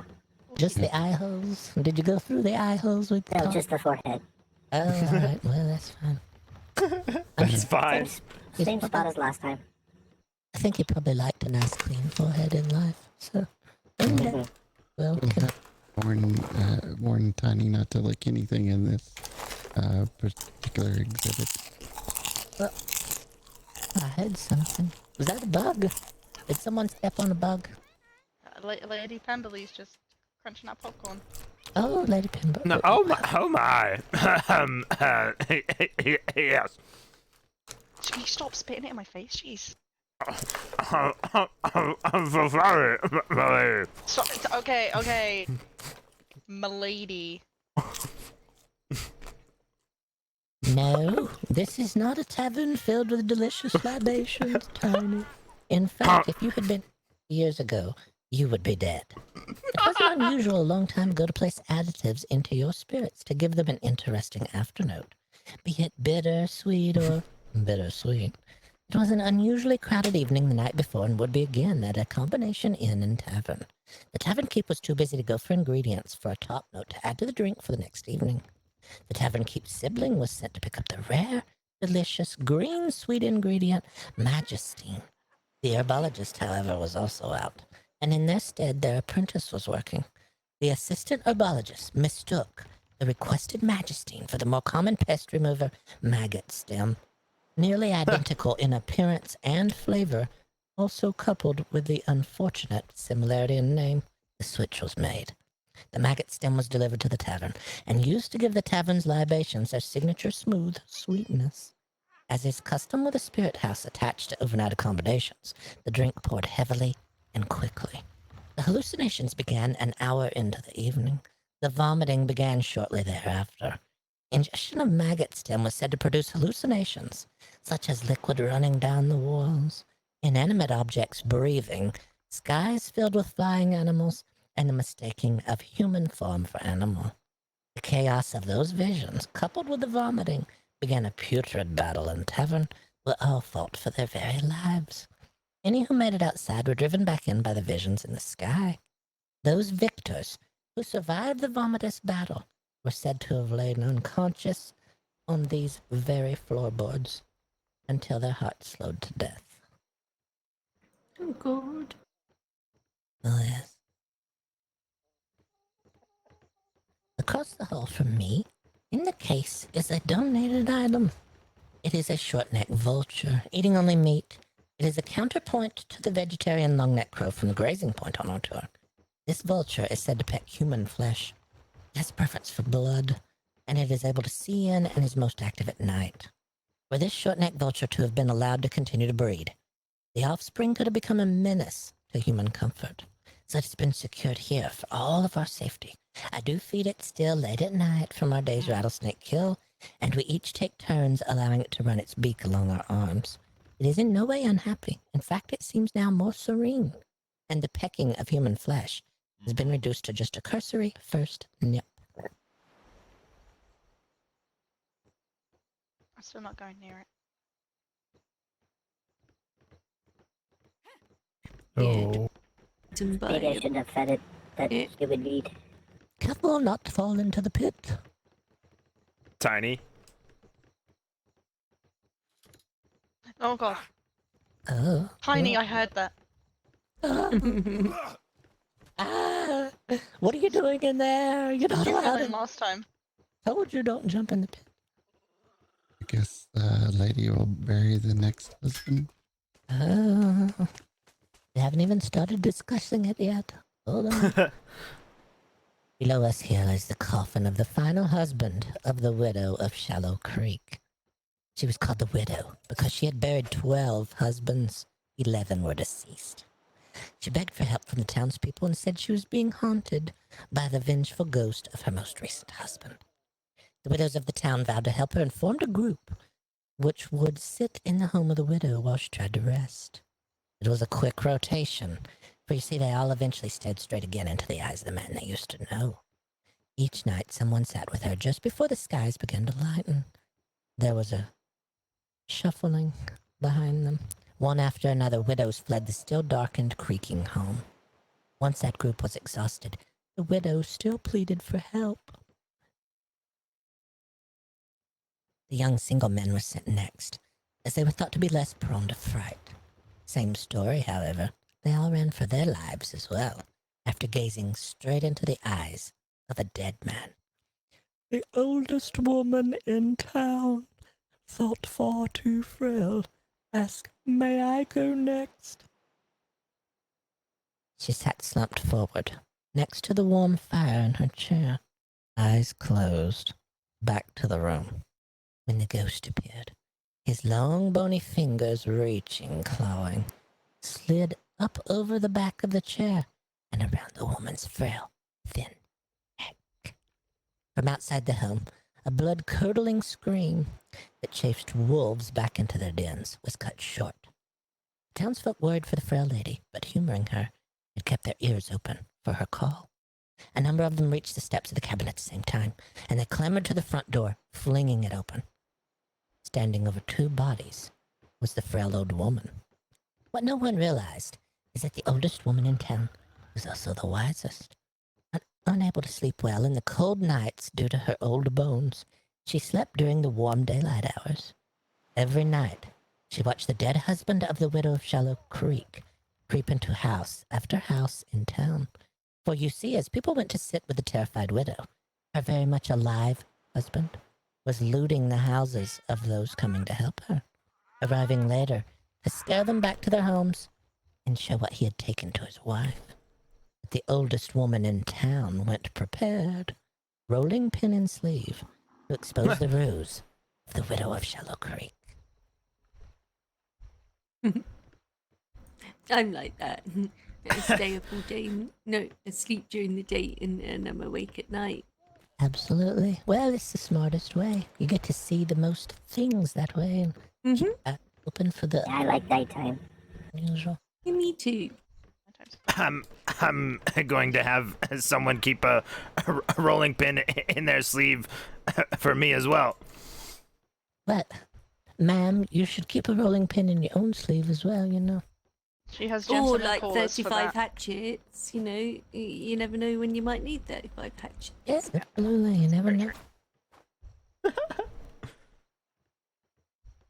Don't panic. No one in here panic. Hanging before us is only a cast representation of snakes. What? Oh God, are you already panicking? Is it too late? Don't panic. Don't panic. You're fine, Elias. I rub your We back. got your back. I wasn't panicking until everyone said don't panic. Now I'm panicking a little bit. Okay. Cora, don't panic. I'm trying. I'm trying to use me as a human shield. Oh my god, Kate. Why not? Oh God. Uh, Okay, I think we're fine. I think only a few of us panicked for just a moment, but it's safe. It's all right. Hanging before us is only a representation of snake's belly plant. Its name I mean, I have more if you due want. to its appearance and its lethal toxic pollen that it emits. When in a blooming phase, the belly portion seen growing in the center of all of the ivy here. It grows like a lichen, and it blends in very well with its surroundings. The plant grows new roots each cycle, and when that new portion reaches maturity, it'll split like a dry husk. Split down the center and reveal a series of petals which unfurl and emit pollen. That pollen, if inhaled, will cause an immediate headache, followed by a certain type of confusion. It is said that the confusion stage is followed by an internal heat and thirst that, coupled with that confusion, often leads those exposed to dive into the nearest body of water, swimming down, down, down, and staying underwater until they drown themselves. Oh no. don't panic. Don't panic, I said. Don't panic. I There's just had a nothing- sneeze. There's nothing that reduces panic more than someone screaming, "Don't panic!" That really eases everyone. I'm panicking a little bit. It's what we've found here. Cora, stop panicking. I can't help it. It's the next one that you have to panic on. What? What? Since they're the coal people and they know how to make the barrels. They keep breeding those monkeys and leaving them in that room. We found one with its tail smashed between the door jamb the other day. It was horrendous. We were going to Humane Society. Yeah, it was horrible. The poor monkey, there's no telling how long it had been there. Tail through crack. Do you know how much discount you have to give on a monkey with a popped tail? I mean, you would really have to take a discount on that. No one's going to want one with a popped tail. Why would they like that? And when you're over at Cerberus's, you see the monkeys on display. Okay. Please rub their heads and scratch behind the ears and offer them fruits and veg. Oh yeah, we always try to keep them happy. You have to keep every monkey happy all the time. Don't let the monkeys ever get unhappy. You don't... We'll tell you the tale here. Oh god. Oh, it's the oh, I remember now. Stop panicking, Cora. I It's can't help fine. it. I can't help it, Chloe. I'm on All our edge. monkeys are quite happy. I'm on edge. I'm on edge. Like Timothy's. Oh. Monkeys don't know where we keep the explosive barrels. It's fine. A traveling explosive salesman was off ship, plying his wares on Bustling Island. He had already sold Drink that little fine. Thank you. on his third round of sales. By his side was a horrible monkey. She's freaking out. Raspberry. The salesman didn't realize it, but he had sliced raspberry. It's really easy to do earlier that day. He accepted and ate an entire onion in front of raspberry. It was a horrible thing. It was a horrible thing to do. The monkey was enraged, and it swore to itself, I will take revenge against both my friend and the one offering the onion. Monkey got its chance. The stupid salesman went through the gate and up the steps to the porch of a home in town. The horrendous monkey raspberry grabbed the reins of the horse and, pulling the cart and cracked them across the horse's back. Off they raced, straight back to the ship filled with explosives sitting in the harbor. Raspberry pulled both horse and cart over the warming fire on the ship deck. The terrified horse bolted. It snapped its harness straps and dove overboard, with Raspberry still holding the reins. Both monkey and horse watched from deep underwater the magnificence of the fireball explosion. The ship was said to have shaken the ground on many neighboring islands with its intensity. The explosions continued as house after house had their explosives ignite. The remains of the island is said to now have a very deep, large harbor surrounded by a small strip of land and has become a turtle sanctuary. A whole new tale of barrels of monkey. Oh, yeah, absolutely. Chloe, you don't have explosives at your place, do you? Oh God! What are ghost lights? I mean, yeah, we've got explosive barrels and grenades. What? Just a few. Yeah, monkeys. A lot of gunpowder. A lot of monkeys, explosive barrels, gunpowder. Do you have like grenades or anything? A whole barrel of them, like. Chloe, this alcohol isn't working. I'm panicking. Dear God, everyone's fine. I think you're fine. Know where we keep the gunpowder, like. You don't know that.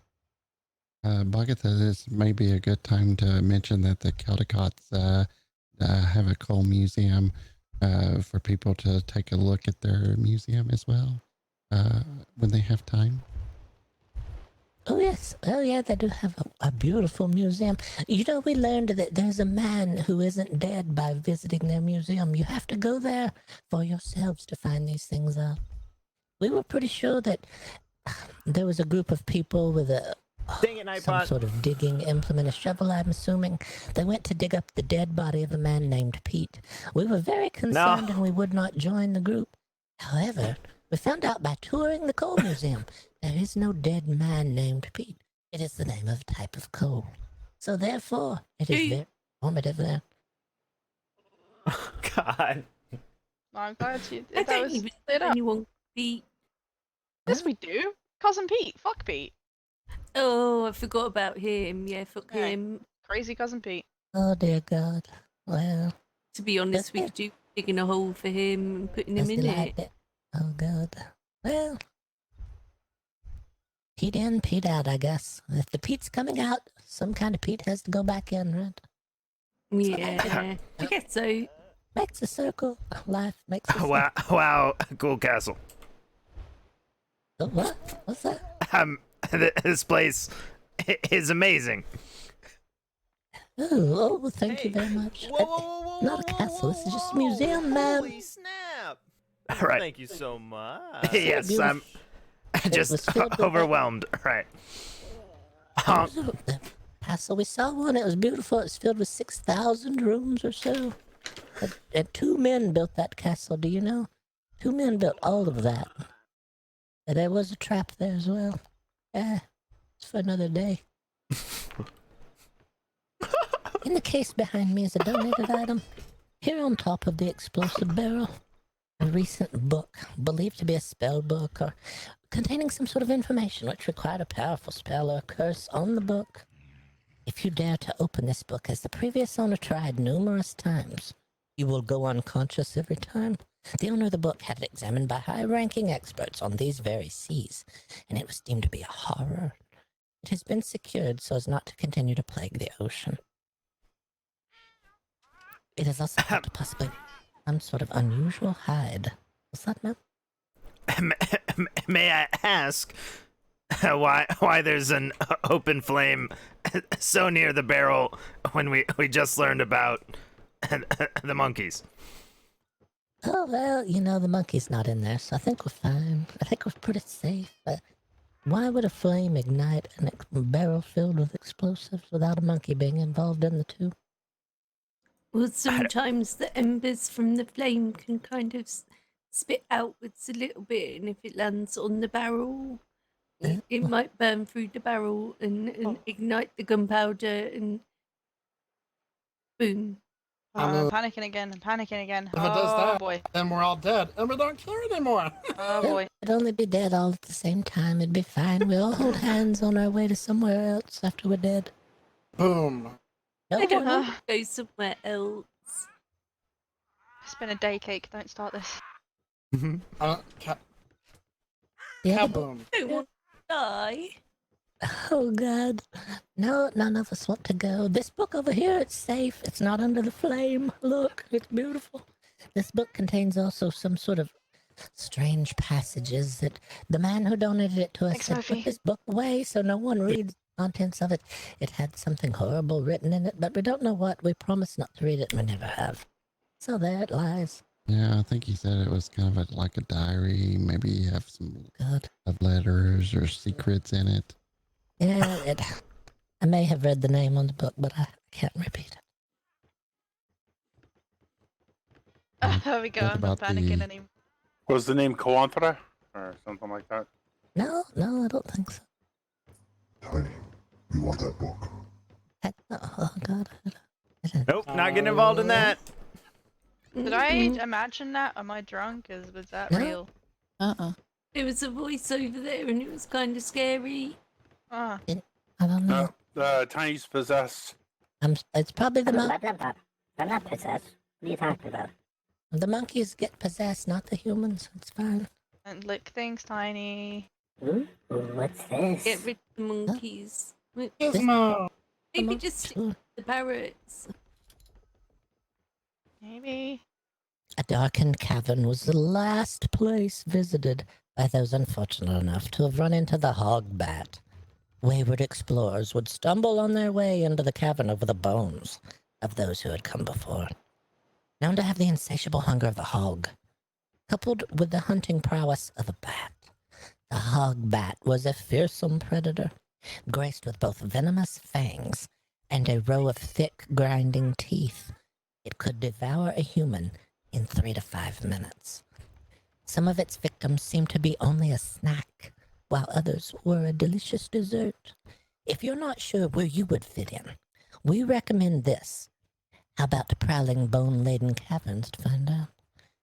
Keep your eyes open to the skies as well, as there is no telling if this was the only hog bat in existence. I think I'd be a dessert. Oh, yeah, me too, probably. I don't know. I think I'd be a snack. I'd be a full course meal. Bucket would be a bowl of soup with a bone in it. Well, thank you. You're welcome. Well, somebody has to be the bowl of soup with a bone. I think it would be you. You do seem like a bone soup kind of guy. Yeah. Here beside me is the long owl. It derives its name from the two long, crossing fangs and its long toes. Related to the owl, the sad eyes of this creature hide its true nature. A vicious killer that hunts humans for sport. The large club-like feet behind the long fangs have long toes on the bottom, which can wrap around a human neck. Once latched on, it will swing its head wildly from side to side. It has one long mouth located just behind the long fangs in the center of its face. The long mouth contains 2 rows of fangs, as sharp as the exposed fangs at each end of the mouth. It is known to latch on face first, so it can stare directly into the eyes of its victim as it watches their life fade out. What in the world?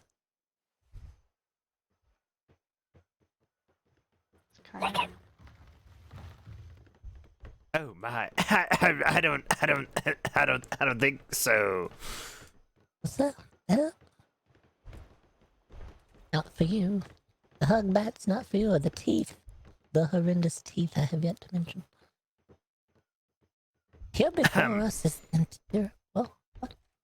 I apologize. Go on, ma'am. Oh, yes. Here behind me is the interior of the city offices of the Butcher of Butterfly Lane, as he was later known. Shown on the table here beside me are the actual repurposed tanning tools that he used. He fancied himself a dentist and was able to convince the local populace that he was legitimate. Using a plant known for hallucinogenic properties, he was able to cause patients to, in essence, mentally leave their bodies while tied to this chair here beside me. He would then remove all of the teeth of the victim, promising only repairs to the teeth. It was much easier to convince people afterward that all their teeth were bad, and therefore no work which he could not perform need be done. Human teeth were a prized, highly valued form of keratinoid, similar to bone, but with a much sturdier structure once refined properly. The fraudulent dentist would leave his office early in the day, and that was thought odd by the community, considering how many of them desperately needed dental work. He had a nefarious reason for always leaving early. He was tainting the town's water supply with ground-up squid innards. The innards still contained a powerful acid that the squid used to break down sharp shells ingested in its feeding cycle, and even once ground up and dispersed, the innards still had enough acidic quality to weaken the teeth of the city dwellers to the point of them needing dental work and thereby supplying him with all the teeth he so desired. Wow. Oh. Creepy. Yeah. A packed cargo freighter named the Sea Slicer sailed through a fog-shrouded sea.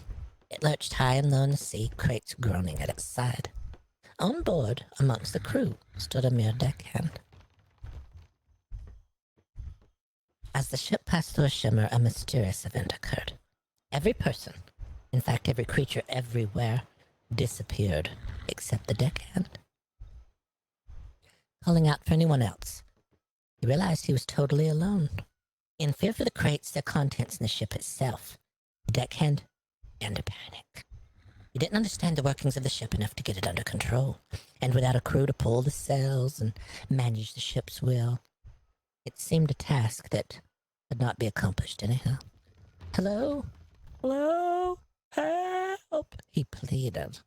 His plea was heard by the only other thing that inhabited the world. That figure stood just before him on the other side of the cabin door. But he could immediately tell it was not human. It had no facial features. In fact, it didn't have any features at all. The ship careened out of control, and just as that figure reached through the doorway, the ship crashed on the shore of a desolate island. The deckhand was thrown overboard and into the water just by the shoreline. While running from the ship shore and the figure, the deckhand began to realize he wasn't breathing normally. With every breath he took, it grew shallower and shallower. The figure, watching, the further he made it from him, the less he could breathe. The world grew darker and darker till he went unconscious. Deckhand awakened to find himself all the way back where his journey had begun. But the ship, crew, and cargo never seen again. They say the shimmer figure waits just over the shimmer for its next crew. Will you be the only one it spares, or will you never be seen again? Poor Tom, rest his soul. We also hear it hungers for companion animals. It'll snatch them right off your shoulder while crossing the shimmer. Speaking of shoulders, if you have shoulder pets, before entering the next room, please whisper to them and talk nicely to them. The next exhibit gets a little crazy, and we don't want any violence. Yeah, there could be something angry in the next exhibit. And if you have, oh no, oh no, Stop panicking. No. Everything will be fine. That's not a mess. Everything's fine. Uh-oh.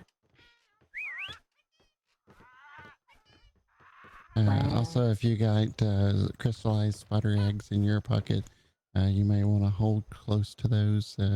Make sure they don't get loose. I don't have any eggs in my pocket. No, I put I mine don't up. think so. Alright, we could be fine. I do. I didn't know I had eggs. Okay, I think we're good. Alright, we'll continue through to the next exhibit. Now I'm kind of worried. Don't panic. Ladies first. Panic. Thank you, sir.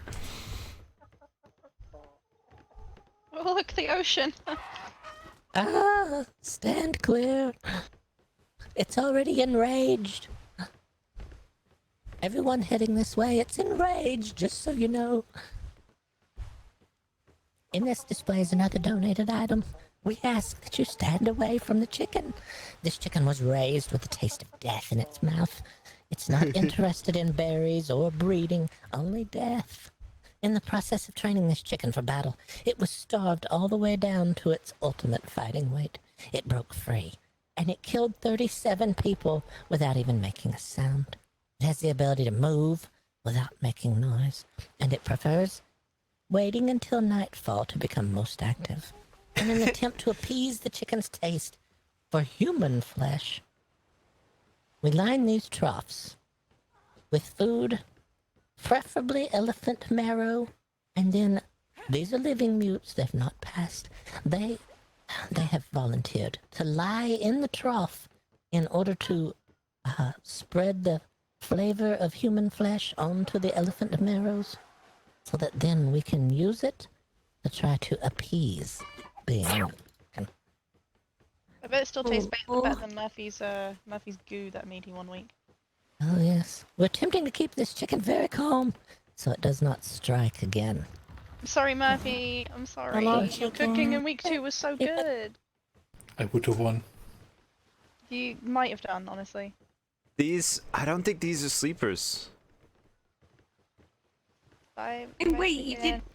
It's a draw. We called it a draw. That one's not sleeping. I knew you fell in. Take care not I can to see its fall eye. into the waters here. This way, ma'am.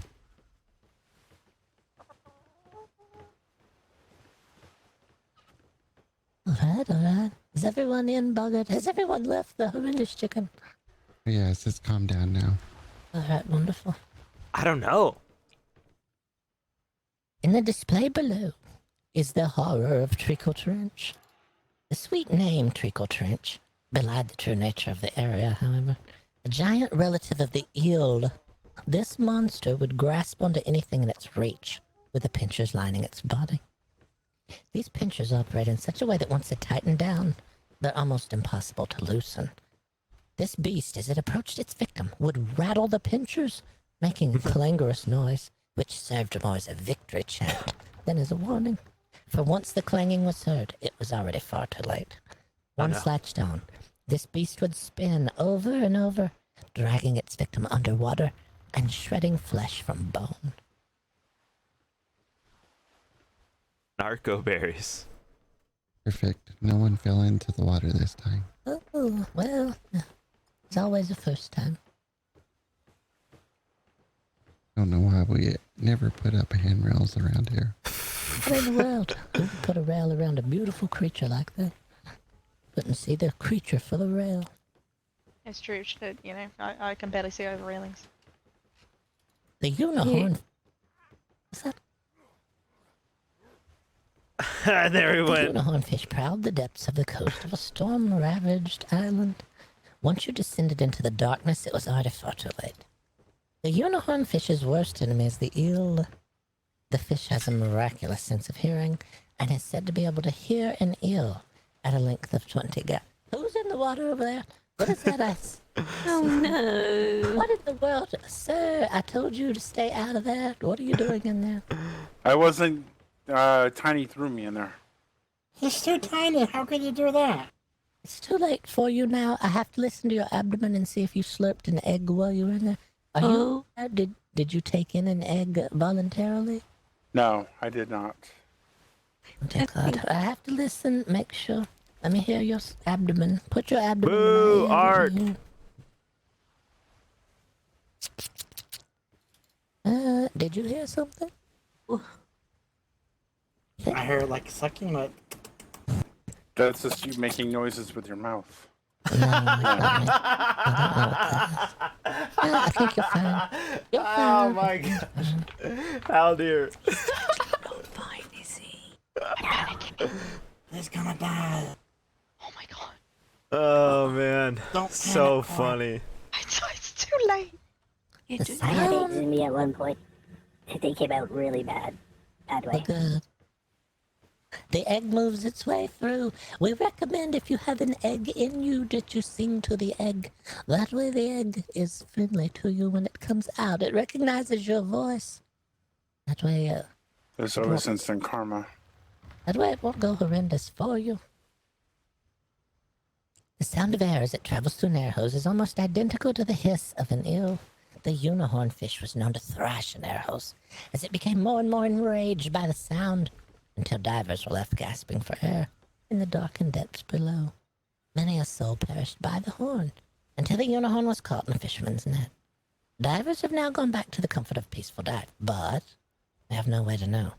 Was this a simple genetic anomaly, or do others of its kind exist, waiting to leave the next diver? Perhaps yourself, gasping for air in the darkened depths below. Don't die, Cake. I'm trying not to.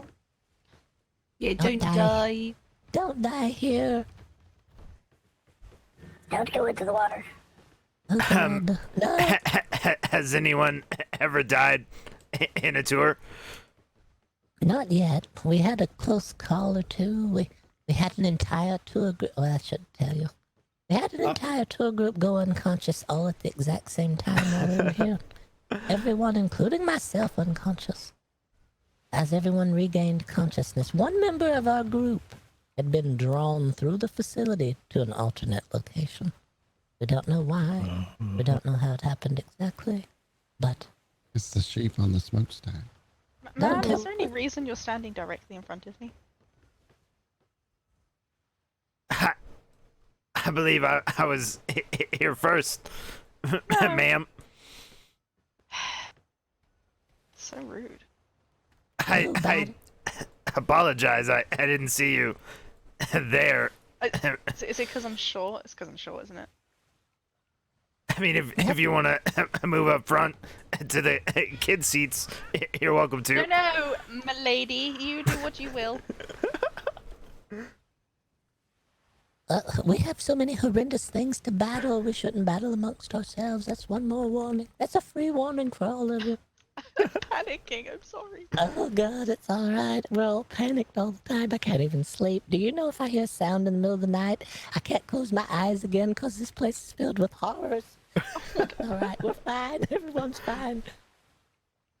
This poor creature beside me is the last of the giant horned rhinos. Once known to roam the deserts of Faraway Island, this number has now been decimated to extinction. This rhino had the poor, unfortunate accident of piercing a wooden barrel with metal hoops. The hoops made it quite impossible for the rhino to remove the barrel once it was firmly lodged down.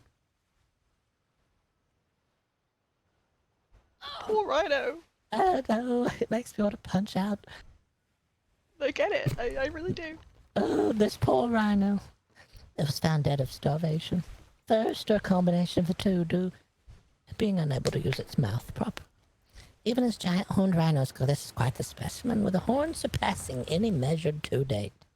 And with this one's death, will most likely never be bested again.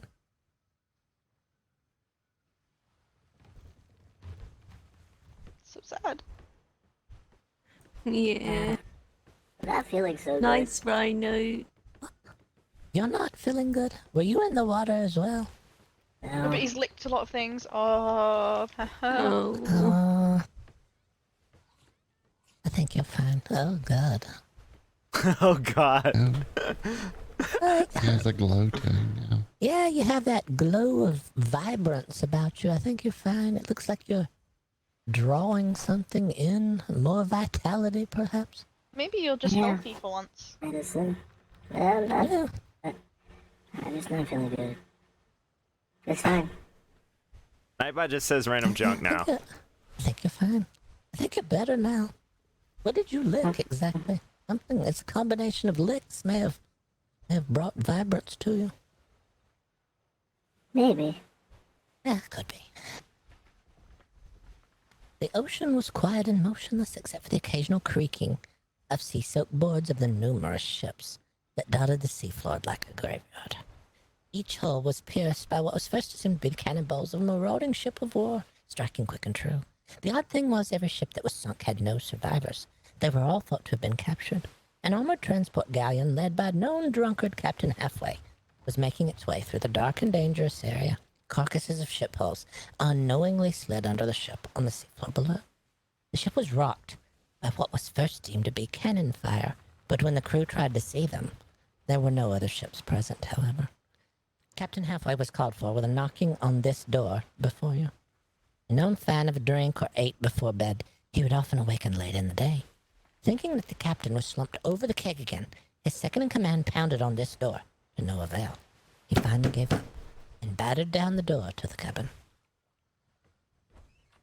There's plenty of room. Just step all the way in and up onto the sides.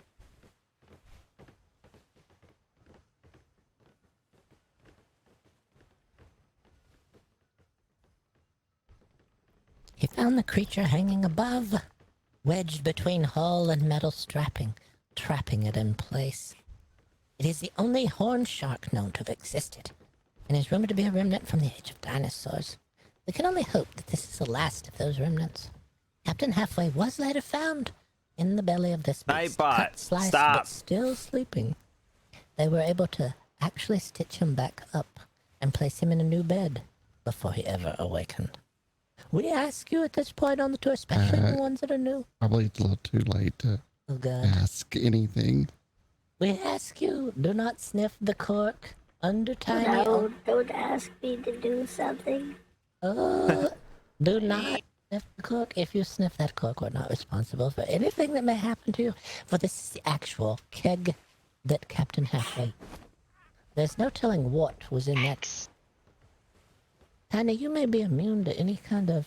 I don't know. Yeah. I don't know. When you tell me to do things or not to do things, I can do it. Do you lick a lot of things besides here? Are there other things? No. No? Well, what in the world? Tiny, don't like that animal right there. Oh God. Tiny, don't lick the bed. No. What bed? No, Tiny.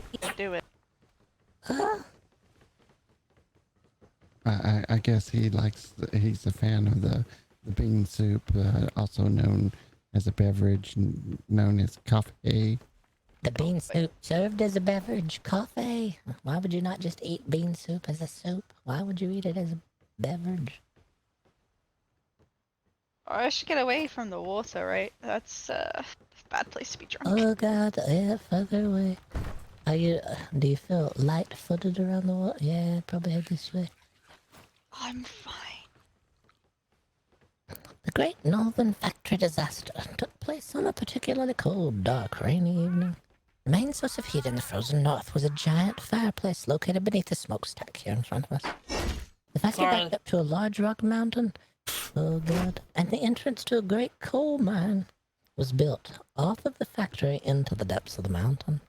The top of the mountain was a known habitat for an assortment of animals. The employees of the factory found a particularly large snake roasting on the coals late one afternoon and proceeded to prepare it for the dinner pot. It wasn't unusual for someone to bring whatever they had to share, although they couldn't determine who brought the snake. They made a feast anyhow and went back to work. As the evening grew colder and darker, they placed more and more coal into the fire. What no one realized is that the snake deliciously roasting on the fire had chased a rather plump sheep from the mountaintop. The snake and sheep had both fallen over the edge and landed on the top. The snake plunged further down to the coals below as the sheep was wedged high above the factory. The toxic smoke had already weakened most of the workers to the point that they could not get out by the time the panic began. All but 3 workers were killed in the tragedy. The death toll was said to be near 458 lives and would remain the largest number of people killed by a single sheep for at least 2 more decades. It's at this point on our tour that we like to recommend that everyone visit the Caldecott Cove Museum if you have not already. The next one's good. Let I like the the next one. information embolden you and help keep you safe in times such as If only Samson was here to sing the theme song. It's too bad. Uh, Oh, Samson. He's nowhere to be seen. I like this one. Nope. I think my stomach hurts too much. Oh, I can't go in. The invention here beside me is now one of a kind. It was originally invented by a medical spa. The spa had begun to suffer somewhat financially due to the lack of space for multiple tubs in the water room, as it was known. To maximize customer turnaround, this Geo tub was invented. The customer would bathe with a bar of soap. Locking midsection through device, a candle was placed under a rope holding the weighted blade to rush the customer along. Unexpectedly, the Geo tub was a resounding success. The warm water, combined with the growing anxiety of the bathing customer, was known to sweat out even the deepest layer of grime, leaving customers with a clean they had not achieved in years. This device was so successful, it was soon sold to the home for personal use. The spa had neglected to remember not everyone takes a bath with others present as they had at the spa. The carnage of a home user lighting the candle, sliding midsection through device, and locking themselves in only to have no way of escape, resulted in extensive lawsuits from families of deceased users. The spa was bankrupted, and all versions of this device were demanded to be destroyed. This model was the one used as a research model by the enforcement brigade, who went door to door to ensure the destruction of all the other units. It's funny when people sit in it. If you see anything on that moving blade, it's candle wax. It's definitely candle wax, not blood. No. Is there a bathroom anywhere? Well, we're very close to one, but I don't think you want to use that one. You may have I don't care. I'll use it. Okay. No. No, you don't want that one. Don't do it. Right there, Cake. Right there on the Thank floor. you. Oh. Have fun. Oh, Keep that trapdoor closed. alright. I'll just go in the water at the back. All right, yes. No, not that water. The egg. Just stand close. Don't go in. He went in. Just put the part that befouls the water over the edge, but don't. I'll befoul the water. Hold on.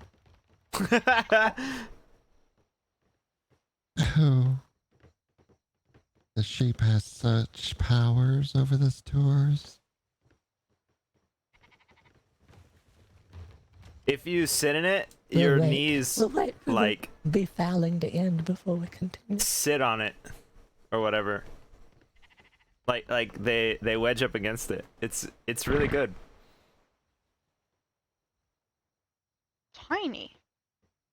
What was that noise? What is it, me? Control yourself. What's it me? I think it was Cake. Sure. We're just waiting for the moment.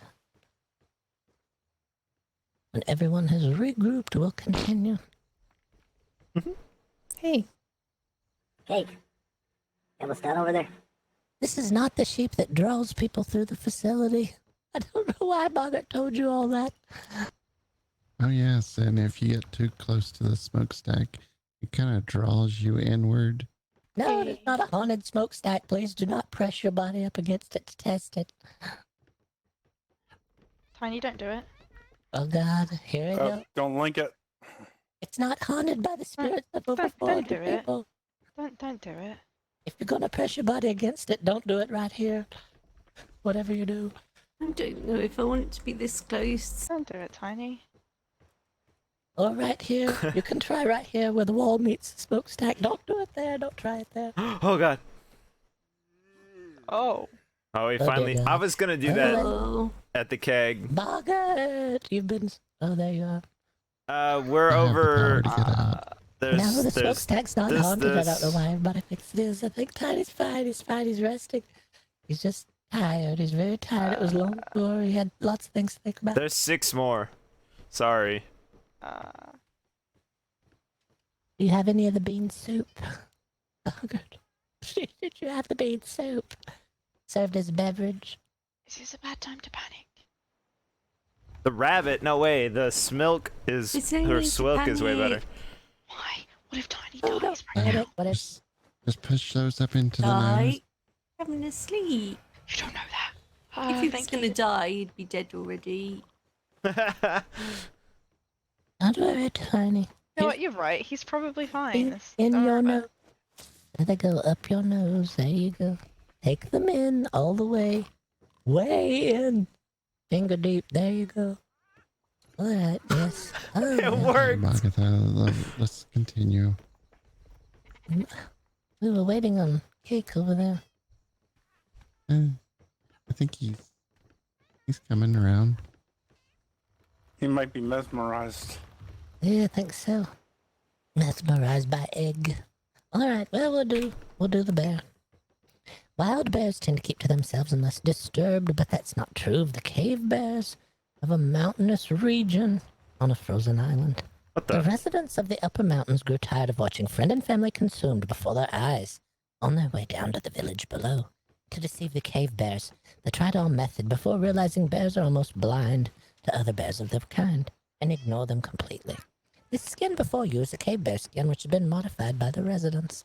The bucket is tacked onto the skin from the underside. The stump is nailed to a piece of wood from below. The people would sit on the stump and hold on to the handle in front of them, their feet placed just behind the front legs. To descend the mountain past the caverns of the cave bears, they would use it as a sled to speed by the bears unnoticed. To return home, the pelt would be worn over the back with the bucket handle strapped under the chin. One person could, while strapped into the device, elude the bears on the way down and back up to home. Two people could both ride or wear the pelt if necessary. Excuse me. Yes, ma'am. Could you stand right here, like on the joint of these two boards, and look close at the bear, like through your eyes? Do you see anything weird, or is that just me? Anything weird? What? And sometimes it blackness. gives off a shadow, maybe. Maybe it's haunted. There's no haunted shadow. What in the world? It did look like the shadow was trying to reach me. There's no haunted shadow that reaches for people's soul here, ma'am. Continue. Just only the sheep Bye. reaches for the souls. Oh, I said too much. Oh, she skipped one. All right. Here in the hatch before me in the floor lies our next oddity. Which I did not befoul. No one befell this poor creature. Here before you lies a little-known rare menace, the toilet rabbit, known to favor long, dark tunnels. It was not a large leap until this offshoot from the regular rabbit family emerged. It has developed a preference for undesirable stench tunnels instead of its family's meadow tunnels neath the wildflowers. We've only encountered two of these in all of our travels. The one before you here, and the one still on the loose despite our best efforts to lure it out. I implore you to remember this refrain when next nature calls to you. When you need to take a sit, stop and think a bit. Remember its sharp teeth and be sure to look beneath. It is always wise to watch between your thighs. Is there a rabbit in your hole while you're warming up the bowl? Remember this refrain and always, always look into the drain. We keep it under tight latch and key here. We don't want anything loose on this island. No. No. Oh my. Beside me here lies the once prized possession of a mad count. Born on his estate, he had a bed made for the beast and himself, where they would both take to the bed for weeks at a time, engaged in full-on feasting sessions.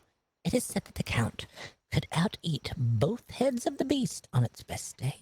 The count slipped further and further into madness as time and feasts wore on, until he passed away late one evening. By the time they found what was left of him, they made a decision to put down the beast. and preserve it as a warning, lest it woo another soul to their doom.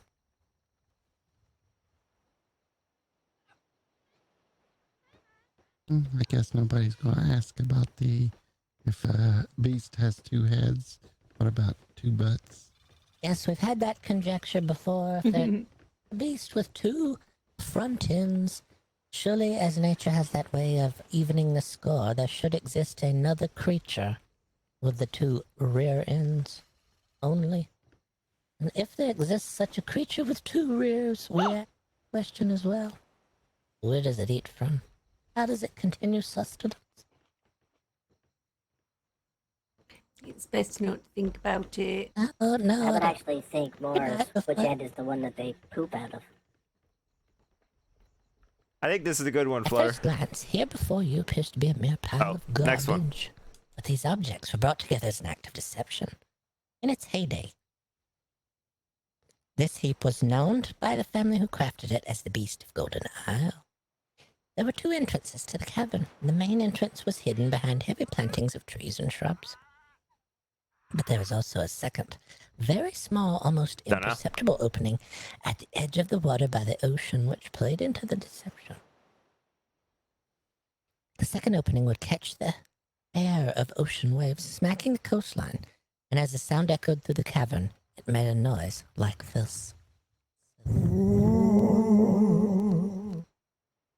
Deep within the twisting Oh my. passageway lie hidden. Beyond the hidden passageway, known only to the island family, were heavy seams of unrefined gold.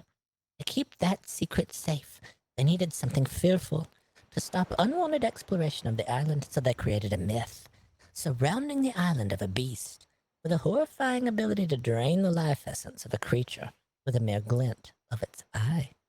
For you to find the well-hidden entrance to the cavern, you would need to light your way further into the pitch black. Lighting your lantern, torch, or candle, you would make your way down a precipitous slope, attempting to hold on to slime-covered walls.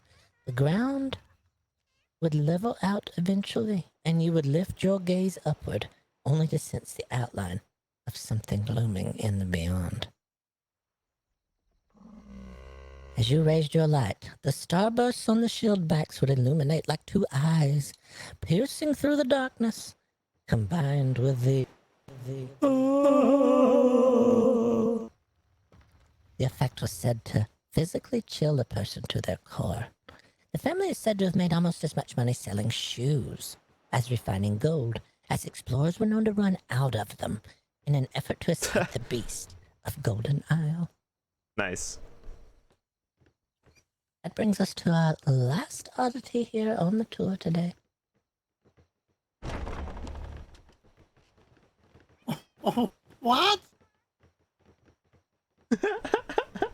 Oh, yes. In front of you stands Hura, the oddity of Itch Meadow Farm. Born during a hurricane, it is believed she was born mid-air the wrong way around. She has been utterly convinced that she is standing the right way up and cannot be corrected. She does not use her hooves and instead drags herself along the ground with her horns and slithers side to side. You don't know how to do She's it able either? to see the berries on the underside of bushes that all the other animals leave behind. So maybe she is an adaptation of the species in order to fill a void. Her hooves must be filed down regularly, however, as she does not wear them down naturally. She produces what her original owners at the farm referred to as the wrong way milk. We Neither refer of to it those. here as swilk. It is said that by not hanging down into the udders and cooling, the milk, or swilk, is able to stay hotter longer and produce a sweeter, more mature milk with a caramel flavor undertone that is prized over regular milk. You've never done it on a ship with your mount? It's the same thing here. They just found a way to set it up that way. We'll hand out samples for you. So I guessed right, the actually. new people here on the tour may not have been able to try a sample of the swilk before. So now Yeah, I placed some bottles in the bag there. Feel free to take as much as you like. as much as you like, or extra. And at this Look, point it's in the good. tour, we mentioned about the fur clads. Thank you. Yes, we're our neighbors just down the shore, the way I'm facing here, the way you'll exit the building. Our neighbors down there are running a restaurant, and they are using the swilk to craft a beautiful dessert they call the brim crule that they serve to their patrons, said to be lighter Brim than crule. air. So you're welcome to head to their restaurant at any time to see if they have any of the brim crule left. It is a popular item we have. Yeah, so Ma'am, would you like some more milk to take home with you? It's not milk. It's I did That's what- take a sample, but I'll enjoy some more. It's caramely goodness. It's quite a refined taste for a lady such as myself.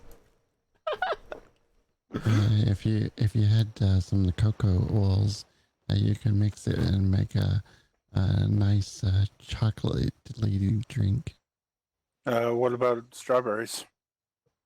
Oh, that would work too. That's a wonderful idea. Wow, maybe we should tell Samson. Strawberry? Chocolate cage. Yeah. And if you lived in a cold area, you could make it cold and slurp it through a straw, maybe. I can explain it possibility. in a sec. Yeah, maybe you could shake it a little bit. Froth it up. Oh, Bogatha, I actually have a thing for both of you to try. Oh, wonderful. So if you have a large storage chest on a ship, and then you it's a put chocolate cage. your mount on it, it goes Try upside it. down like that. Trust me. Trust me. It's not got real chocolate in it. It's crunchy. It's weirdly good. Is it the type of cage you're supposed to eat your way out of? Just do what feels right and try and eat it.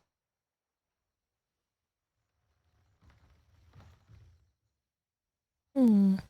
It's kind of crunchy. Crunchy, huh? It's to your back teeth a little bit. It's hard to get it off your teeth. It really hurts my teeth. Hatch, It frame may not doors, and contain slide doors. chocolate, but definitely contains honey. Oh, definitely. Well, we're over Chocolate water. cage, There's man. You can add a chocolate cage raft before. below I have to us make you one at some point as with well. a storage box on it. Chocolate cage. Yeah. Yep. Trust me, it's delicious. I can't crunch it, and it's too big to just, stick in my mouth and so. See?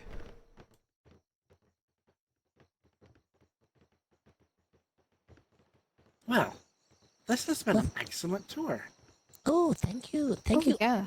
Us today here at Bogart Oddities Museum. We hope that you have been able to learn some horrendous things about this world that will keep you safe on the ocean's waters. That is our job here, to warn the others. Speaking of warning, don't look inside the window. It looks like the sheep is trying to follow somebody home. No, it's not done it again, Bogart. Oh, dear God. It's back there. It's licking the glasses. Oh. There. Oh, Don't no. panic, Cora. Don't panic. It's I know licking the glass. where we. Never panic. It's my friend. Okay, it's fine. Everything's fine. Everything's fine. We're all fine. You must come home with me. We're fine. Don't lick the sheep. I Don't know. lick the Chris, sheep. stop panicking. Oh, we're all alive. Well, We're fine. okay. From the sheep. We all remember who we are. That's cool. No one would forget who they are. Monday Why? through Thursday, 6:30 to 8:30. Yeah. Friday, Saturday, 2 to 9. In a disguise. It's fine. How did It's you? fine. How did you get back, Murphy? When you forgot who you were, how did you? How? It is when I realised Miss Riley was in danger, all the memories kept just flooded back to my Oh mind. gosh, sure. Did someone have to threaten to kill me again to get Timothy back? Is this what's gonna have to happen? Wait, what the hell happened to Timothy? He's been hit in the head like 3 times, and then he woke up and didn't remember who he is, and no one knows where he's gone, and I'm freaking out. Oh. That's not good. Freaking out a little bit. Just a little bit. Panicking. Everything's fine. Yep, everything's good. We're all good. Everything's fine. Oh, you look good. Fine. You look perfectly fine. The way you walk backwards, it's really... Thank you, Bogatha. Did anybody need some big boys or big girl stickers? I don't think so. I can't read. What's a big girl sticker? That one says, "Don't panic." Oh. What a good sign. Yeah, I let's don't go want a stickers sticker. there.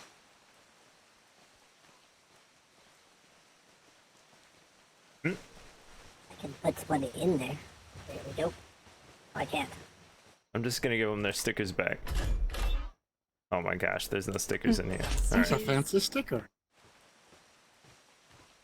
Why is everyone running away? Come back. Oh, Mr. K, Listen. did you give him For it. the Yeah. gold? That's how it Nobody's is. going anywhere. Okay, good. It's just you. It's just Oh, you. fine. Everything's fine. You're not in here. Oh. Do you still have the We're rabbit? on flame in the water over there, even though it's raining on it. It's everything's fine here. There's nothing weird. Is there a seagull over there? Oh, it looks shiny. There's nothing on it. Go pet it. Go get it. Bargath, did you know that all seagulls are zombies if you kill them in the ocean? God. Oh dear How God. weird is that, right?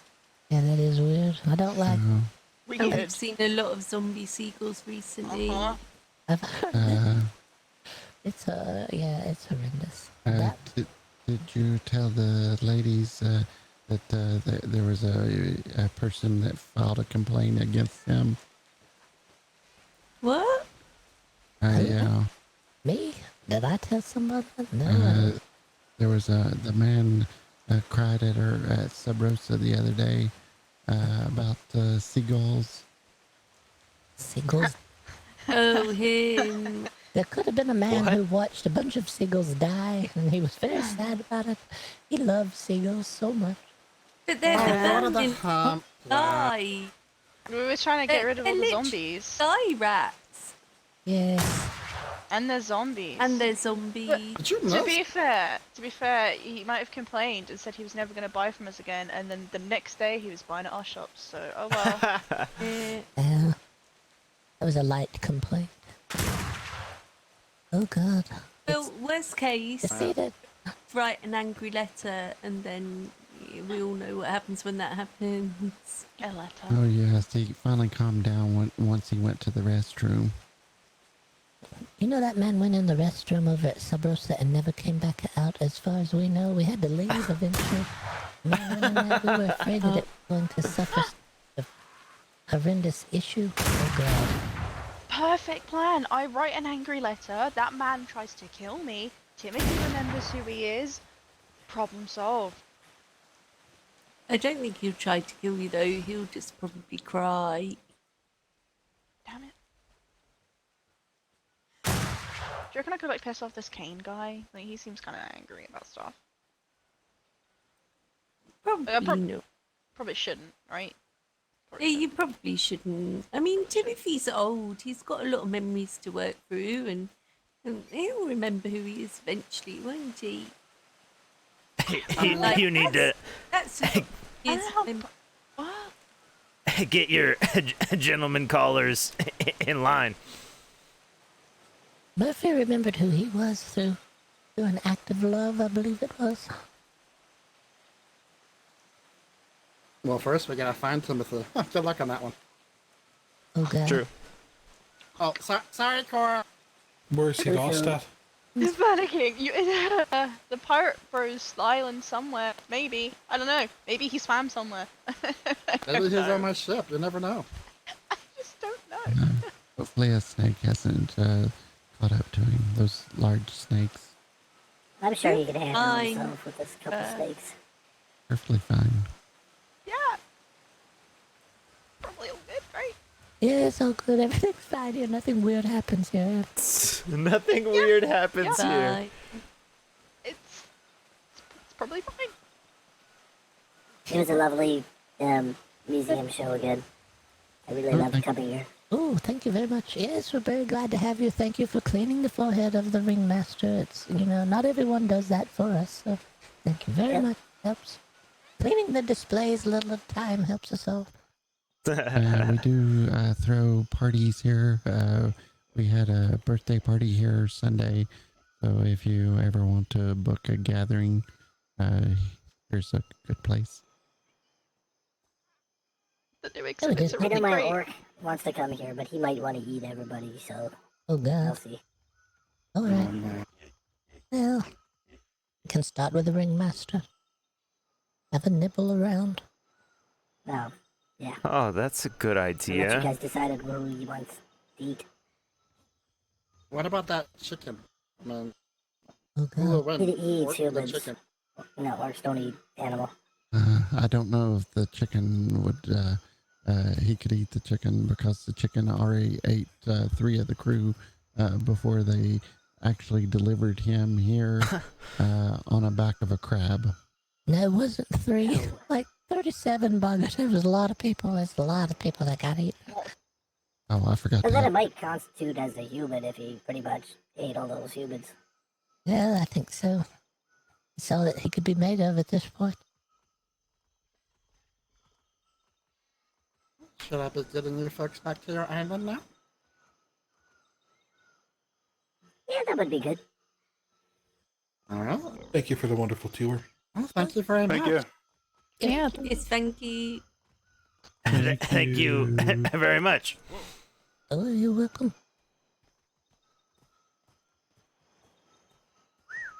No, go away, pig. You're not going to look. These pigs are real clean. Wait, what? Oh, I do have it on. Safe seas to everyone. Be wary of any horrendous things out there. Will do. Yeah. I'll find more. I'll bring it by. Where are zombie seagulls? They're fucking weird.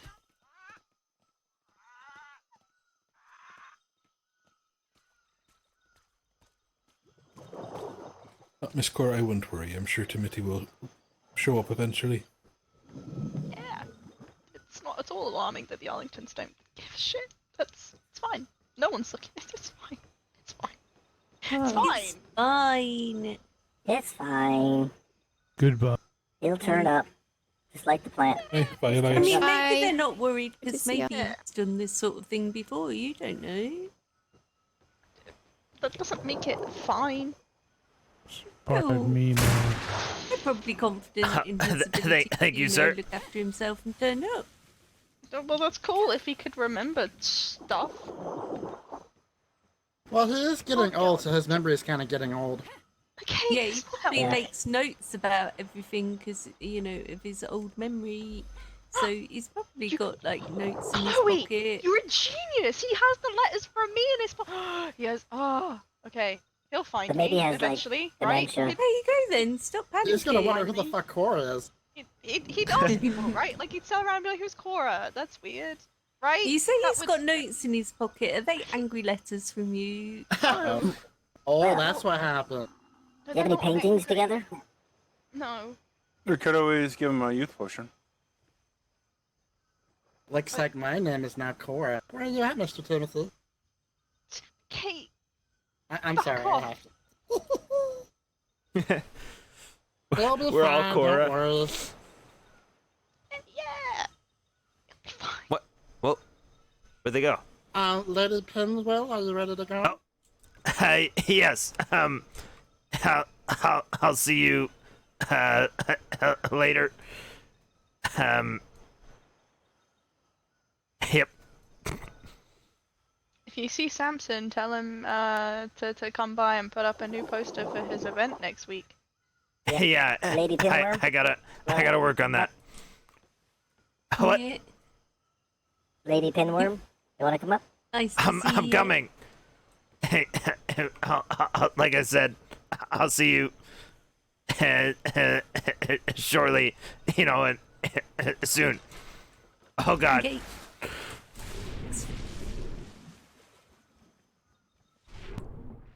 Goodbye, Catty Cup. Bye, Elias. Bye. See y'all tomorrow. Bye. Setting sail. Bye, Codicats. Bye. Bye, Hugh.